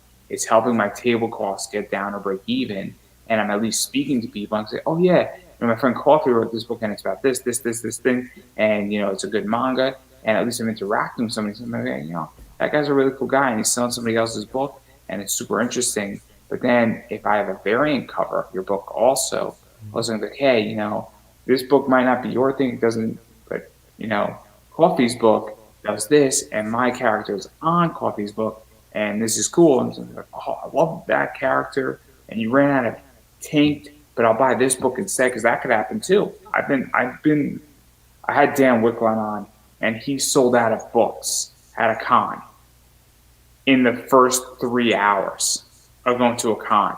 He sold out of like 200 copies of a book, which is a great problem to have. Mm-hmm. If you sell out of merchandise in your first 3 hours at a con, you have. I think that's everyone's goal. Is just go on, set up at a con, and just instantly have to leave because you have nothing. He wound up getting other books from the publisher because they were there, but that's not the point. He was lucky in that regard. But it's the idea that if all of a sudden you run out of something and then you have another product to sell, it drives me crazy how people are not creative. I'm very creative on the business side, and I just think I want comic creators to get creative on business because I want people to become wealthy. It drives me crazy. I want people to understand how to make money so that they aren't running a hobby anymore, but they're running a business. It's one thing I learned while I worked at the mall, and I don't know if they do this in Cincinnati. You said you were from? Mm-mm. I don't know if they do this there. I'm from New York, moved to D.C., moved to Connecticut, so I am not anywhere near Ohio. It was one of those C ones. But in the mall, they have these Asian restaurants. Well, you'll just have like these samples of like chicken. And here's why I'm bringing this up, because this was a piece of advice that a business guy gave me. You give a free sample, you sell something cheap, and then by the time you sell something cheap, you have a customer that will probably come back to buy more. And I do a lot of that, and a lot of my most loyal customers I got from just giving them free samples of my book, either the first copies of book one. I even have free samples of the book on my website for all 3 books, just like small little snippets, PDFs, so that if you don't know if it's like up your alley, you can go check it out. You can go download a PDF of just free samples of the book. One thing I'm wanting to do, and this is one of my stretch goals, is I'm trying to raise enough money to switch printers so that I can have colored pages in the mix of it. Because I do have this fantasy world in my book that I think would go really well drawn in color. But I don't want the whole book to be colored because there is such a energy with the black and white comics that I don't think you can really achieve with color. Unless you're just like a master. Yeah, unless you're just like a master colorist, which I'm not. And I do like the black and white comics, but I do think my world needs a few splashes of just colored pages. If I can get the stretch goal all the way up to 3,000, I would be changing printers to have a few splashes of colored pages. Because that is something that I feel like my book could really benefit from. So this is my question to you. I'm actually going to throw you out an idea. Is that would you be opposed to doing a digital colored splash And for the meanwhile, I do it, because digital, and the reason why I asked this, and I'm not explaining it the best way, but printing a comic is different than having a digital PDF of the book. So color-wise, you could probably do that digitally right now. It's just a matter of figuring out how to get it printed. I have the colored pages. I have them. I just don't have a way to print them. Is the digital version having some colored splash pages, or are you keeping this? Now that you've mentioned it, I could probably add that, and I probably will. Isn't it a great idea? Because It's a great idea. I would pay an extra, like, few dollars for a deluxe edition with the colored splashes. So I would pay as a PDF like $8 easy for the colored splashes, and then you just created a whole nother product. Or, and in that $8 you would throw in the black and white too. It's just a PDF file. It's not, but with the $5 tier, you would just keep it black and white. Yeah, I'll probably do that and just update it on my website as well. Because I just think it'd be cool to see it both ways. And I like when people tier up and they don't take away. Like, I don't like rewards when somebody's like, I have a black and white version and I have a colored version, and if you buy the colored version, you're not going to get the black and white version. That drives me crazy. Yeah, you should get both. It's kind of like if you're going to sell me a new digital version, I got no problem paying more for the new digital version, but you better include the free, nice, clean version in there too. Yeah. As well. It's just good business. It makes sense. And I also hate when people offer physical rewards and they don't offer me a digital. That kills me. That was a mistake I made with the first two. So upset. But I learned. I learned, and I have digital, I have physical, I have special covers if we get to the 750 mark. But we have to get to the 750 mark, otherwise it's just book 3. Please save book 3. What were you saying? Save book 3. It's been backed by a madman. I absolutely love him, but he's a madman. Hey, you know what it is? It's the crazy ones. It's the crazy ones. But people don't like using the word crazy. I have a coworker, and my job is interesting because I'm dealing with accessibility. He prefers to use the word banana because crazy can be offensive. Yeah. But I think we're all adults in the room here. And we all know that we're not tagging mental health people. I'm offended now. What? I'm offended now. How could you? Oh, I'm offended every day. Look, I'm having Mike Barron on. I wake up offended. It's gonna be great. It's gonna be a great interview. I know that interview is gonna be sensitive. I'm expecting pushback. But then again, I expect pushback in my life. Every time I get pushed back, I know I'm on the right track. So, it's. I don't know. Pain is the sense that the body has that something's wrong. So, keep that in mind. When people start, so the way I know I'm on the right track is that when I'm explaining a concept to somebody, like saying, "Hey, why don't you sell somebody else's book?" and then they're pushing back, but I have an answer for their pushback, and it's not a perfect answer. That's when I know I'm on the right track. So when I have answers to questions, and when people try to test me, it's either one of two things. Either I didn't explain it. 3 things. I didn't explain it, they're not getting it, or it's a bad idea. It's one of those 3, and typically it's the first 2 usually. They're just not getting it, or it wasn't explained well. But I digress. You got a lot of stuff going on, and I do want to talk about the Rise of Manga because that's a fun topic too. And obviously, I like Ben Dunn. He's the American manga god, as I like to refer to him, and because that's what he did. I mean, he brought really a lot of American manga over. And yeah, learning that he was American was just because I was always taught you can't be a manga artist if you're in America. It has to be comics, it has to be left to right, it has to be this specific art style. But then my older brother brought me Ben Dunn's book, and it's just here's this, except for I was 8 years old when my brother bought it for me. So, and I still mad at her to this day for it. My mom made me color over all the lewd images in it. So one of the things that I think really, so manga is just a style. I think Hmm. it's just a style. It's just a way to do business. It's also a business model as well versus American comics. Hmm. And I also think what really helped American manga is shows like Avatar: The Last Airbender, shows like Ruby have really helped. Shows like Vampire Hunter D have really helped the American manga movement because Avatar is not an anime by definition, but it is considered in the anime world to be an exception to the rule because it is an American anime and it is treated like a Naruto. It is treated like a One Piece. Vampire Yeah, Hunter. there's a big argument like, is Avatar anime? Technically, no, but it follows the business and it follows the style of anime. So anime fans are just like, I like it anyways. It's also one of the exceptions. Ruby is also an Hmm. exception, meaning that Ruby is just where if you put Ruby into an anime discussion, you're not going to get dismissed. If you put Right. Steven's Universe into an anime discussion, it gets dismissed. Just not saying Steven's Universe isn't bad or Adventure Time. I enjoy Adventure Time. I enjoy Rick and Morty. You know, Yeah, but they're not anime. They're just cartoons.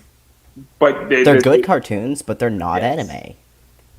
yes. And Ruby is on the fine line as well because it is a 3D style, and that is off-putting to a lot of people, me included. I'm not a fan of the 3D style. Oh, I love Ruby. I love Ruby. I've never seen it. I just can't get past the 3D. It feels unpersonal to me. Like, I feel this way with Disney stuff too. I don't like the 3D. I like to look at an image and be like, somebody drew this, not somebody put this in the blender. Which that's just my personal opinion. Don't cancel me, please. I'm a good one. That's okay. That's okay. I'm not a big Disney fan, but I mean, if I could, I'd love to be a Disney princess. We all want to be. Hmm. I it's such a bad joke. Oh, Look, if Darth Vader could be a Disney princess, so can you. I'm right now having an issue with a friend, and if he ever calls me up because he hasn't spoken to me in a while, the first question I'm going to ask him, I'm going to be like, "So, what Disney princess do you want to be today?" And that's how we're going to fix the relationship. And when he's very very apprehensive of it, I'm going to say, "It's okay. We work through this problem. We all struggle on this question. So it's Hmm. going to be great. It's gonna be great." But a lot of fun stuff. So even talking about the rise of manga, how does it feel for you to be in a very cool position? Because right now manga is super hot at this point. It's Well, very much see, in demand, it's and a bit concerning because the thing is, manga is rising up, but that also means the manga writers are stepping up their game. Meanwhile, while I'm in the middle of this game, there's a lot of really good product being released. When, like, if I had just worked a little bit faster or a little bit earlier, I might could have been the first ones. Like, maybe if I had worked a little bit faster, I could have been done. So that's a little bit, it's a little bit scary, but it's also like, well, there's more people writing manga, so it's more acceptable.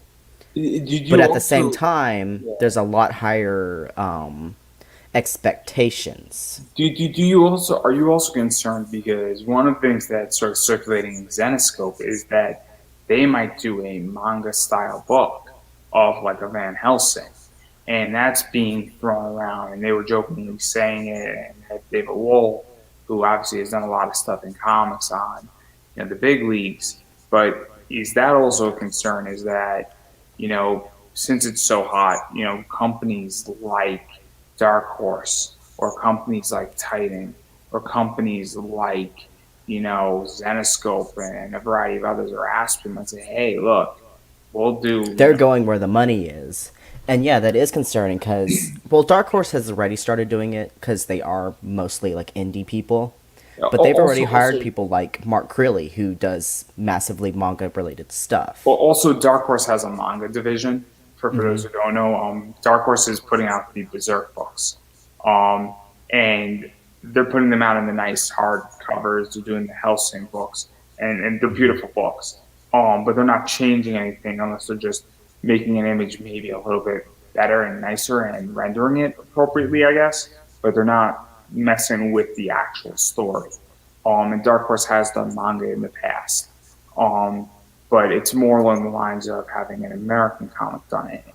And I just got a book in the mail from Kickstarter that's done has a manga cover on it, but it's an American book. So I'm very curious how you feel about that because you are very much in the traditional manga style where you're not an American comic. I'm worried about I guess, the market being watered down. Because I know a lot of people, because the thing is, drawing manga is easy. It's easy. You don't have to study really, like, if you want to be good, yes, you study realism. You study all the stuff you would to draw regular, realistic comics. But it's easy. And the reason why it's easy is because it's fast. They do the small mouths, they do the dot noses, they do the very simplified faces because it's fast. So that they could put out a single book within a week. But then again, they also have like a million assistants doing all the backgrounds, all the toning, all the dialogue. But it's fast. It's fast, it's easy, it's cheap. But the thing is, American writers have started learning it's fast, it's easy, it's cheap. And I've seen a lot of like comic creators be like, manga is so much easier. I'm gonna switch to that. And the thing that worries me is I've got this book. It's a thick book. But a lot of comic artists are publishing books that are like this big. Yeah. With manga covers on it and advertising it as manga. And the issue I have with that is you're not getting a manga. You are getting a comic book in a manga style because you're still following the comic business model, the comic style, but it's drawn in a manga art style. And the thing that worries me is if all of these people are advertising manga that's not manga, they're going to look at me and be like, oh, he's another one of those. Yeah, it gets tricky because it's the idea that, and I hate to use the word, but gatekeeping. You know, the gatekeeping. I'm not a fan of gatekeeping. Where I don't think anybody should be gatekeeped out of comments or anything like that. But at the same time, you also need to protect integrity. You know, I can't write about certain topics because there's certain books that come across my position dealing with PTSD and military issues that are just not up to the par they should be, and I can't touch it. I can't interview somebody who I have a relationship to Veterans of Foreign Wars and Student Veterans of America down in D.C., and I used to work there. So I can't, in good faith, touch something that's not up to that par. Something like White Donkey, which is a phenomenal book, I can touch that.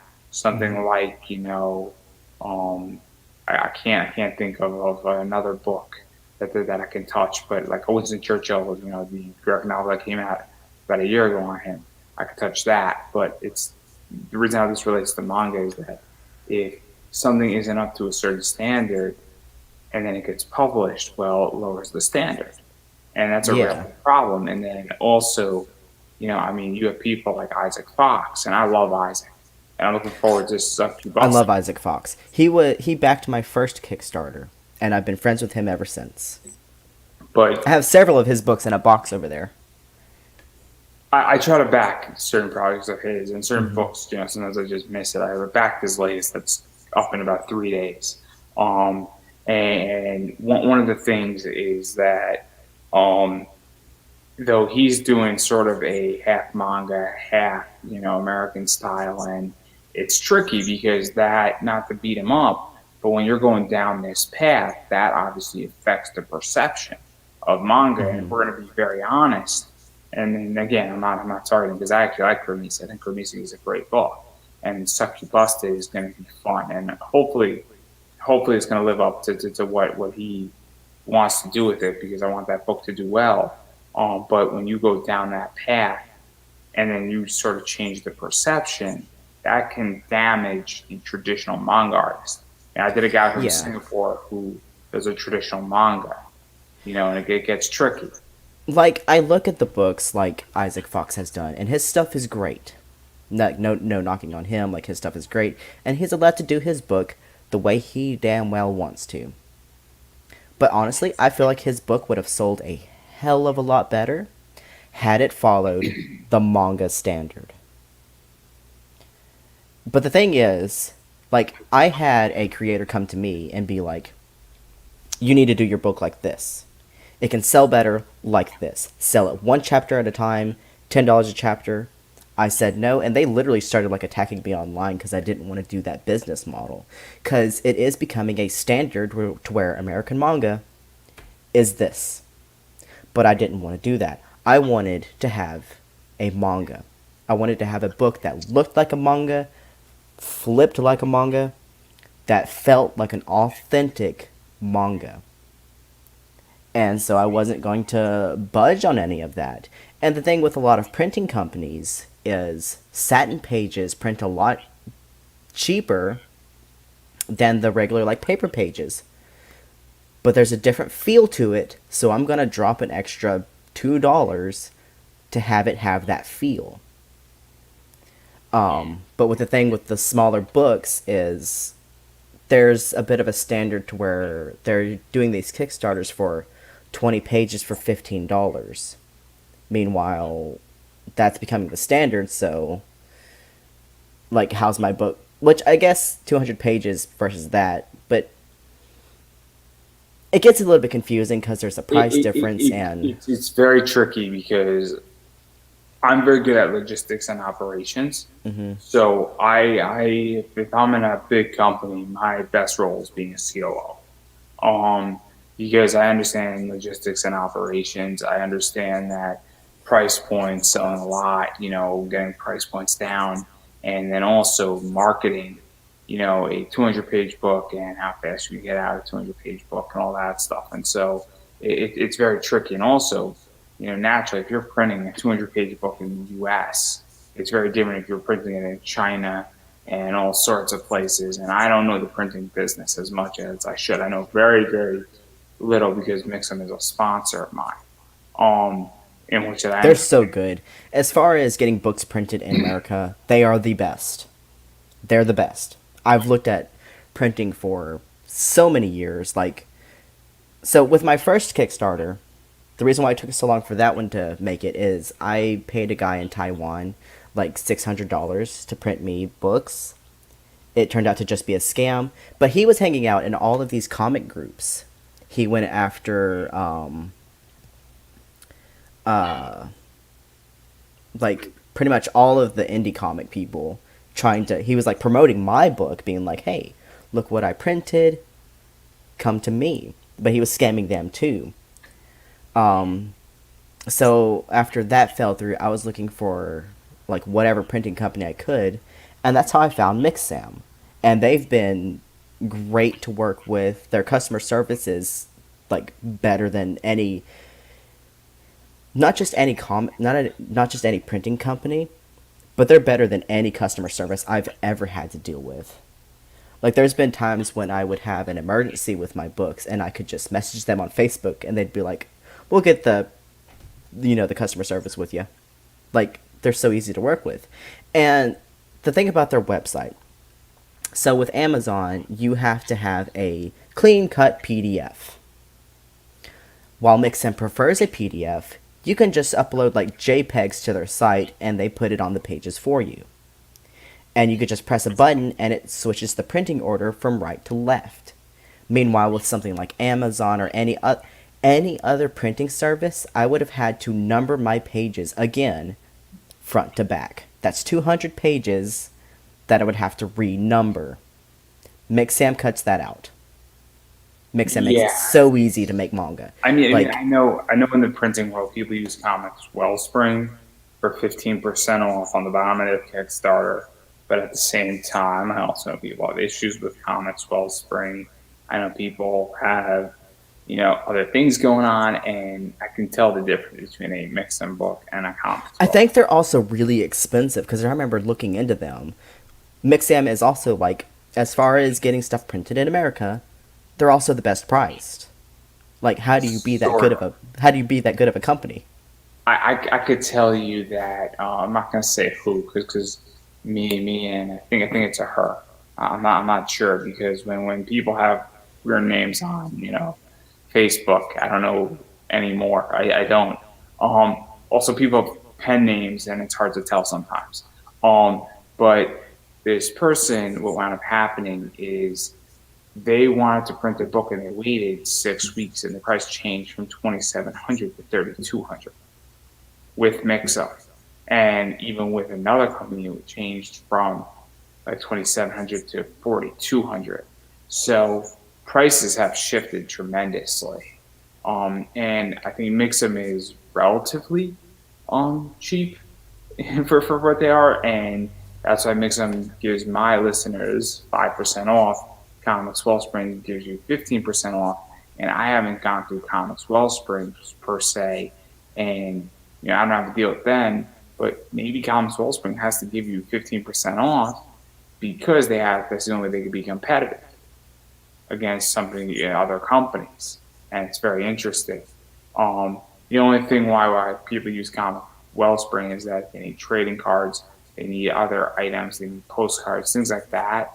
Comics Wellsprings does that, and also I don't know if Mixum does special covers like hollow foils and things like that. But No, with them you would have to order a whole new set.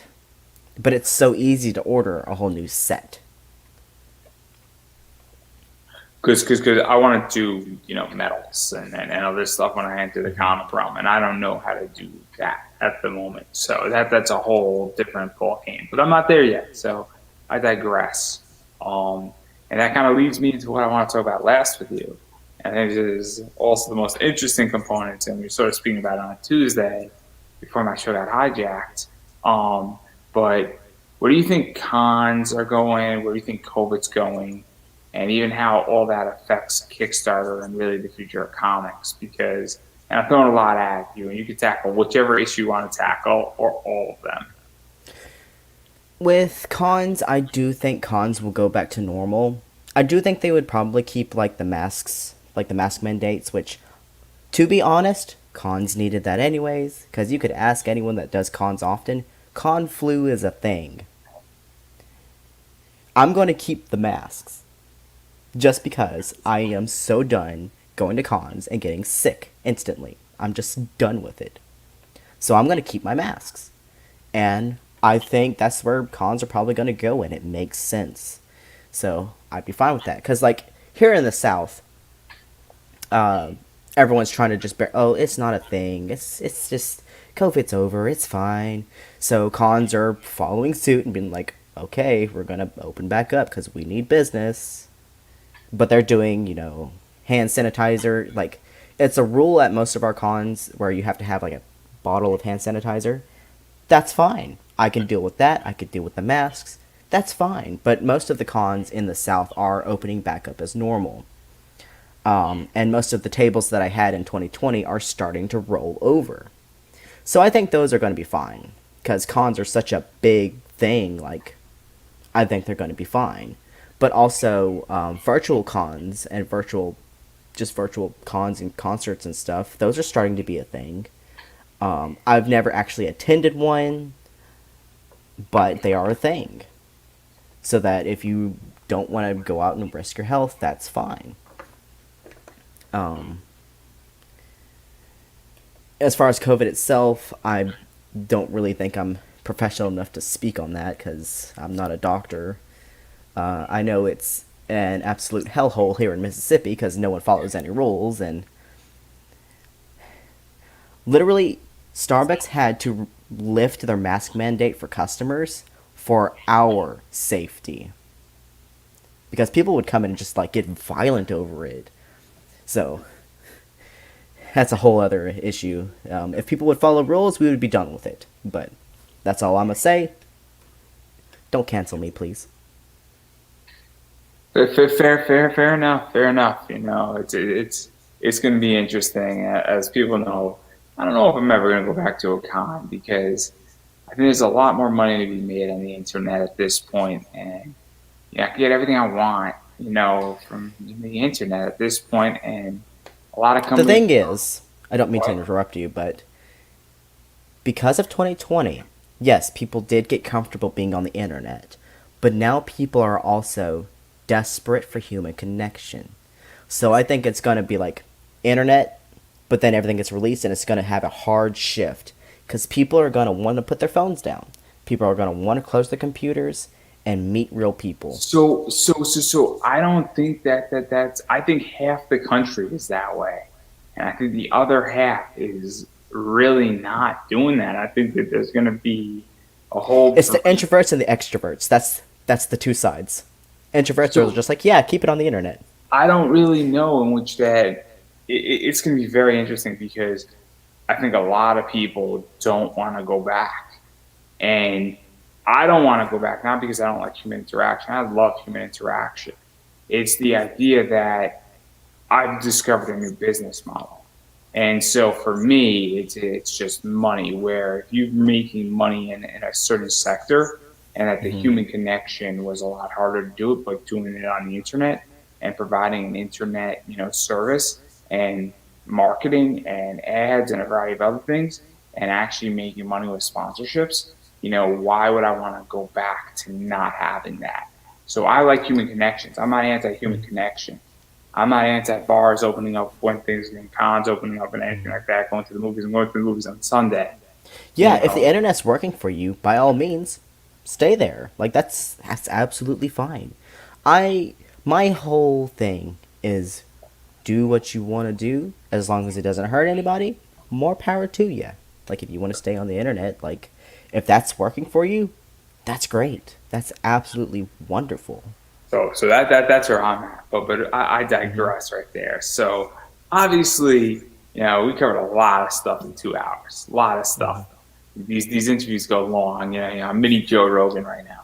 I am mini Joe Rogan without the money.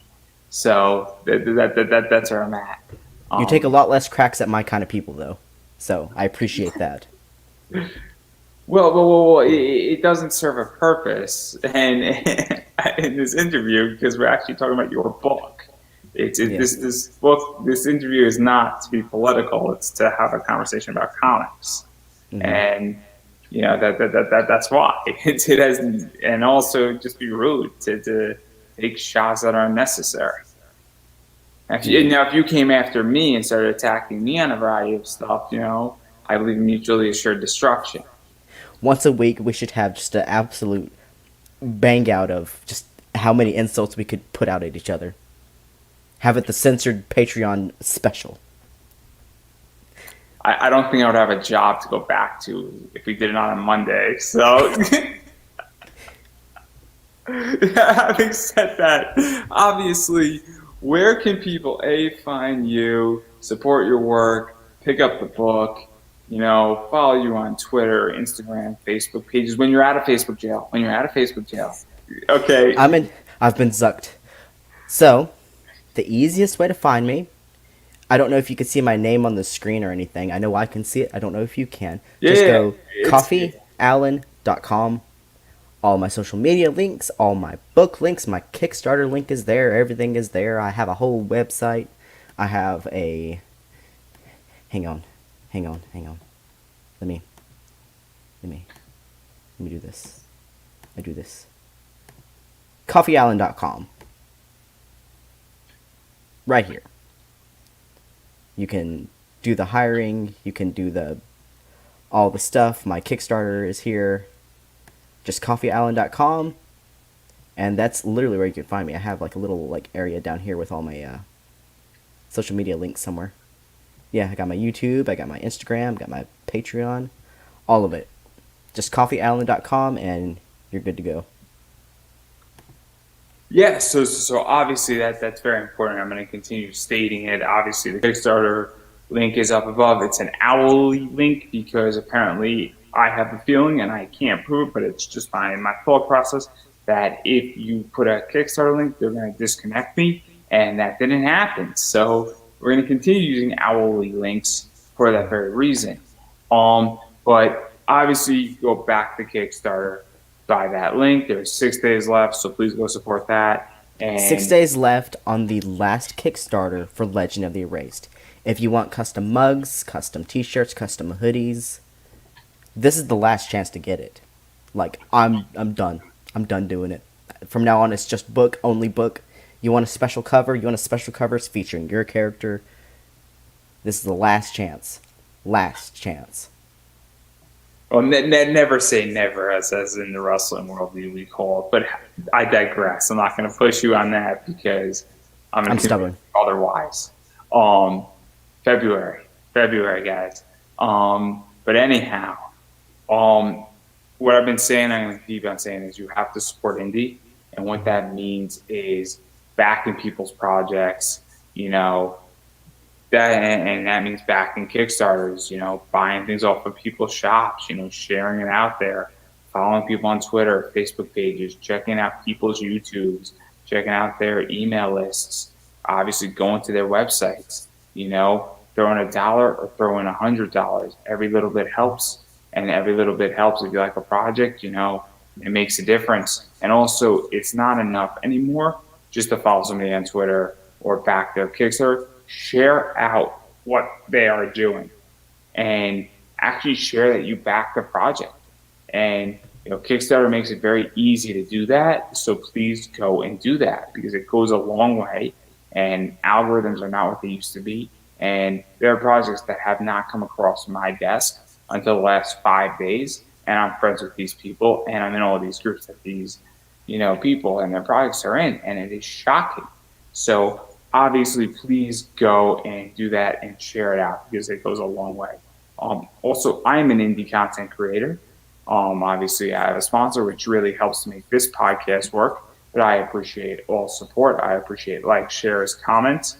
I appreciate people checking it out, as well as I have Buy Me a Coffee, which is the link below the Kickstarter, a few clicks down.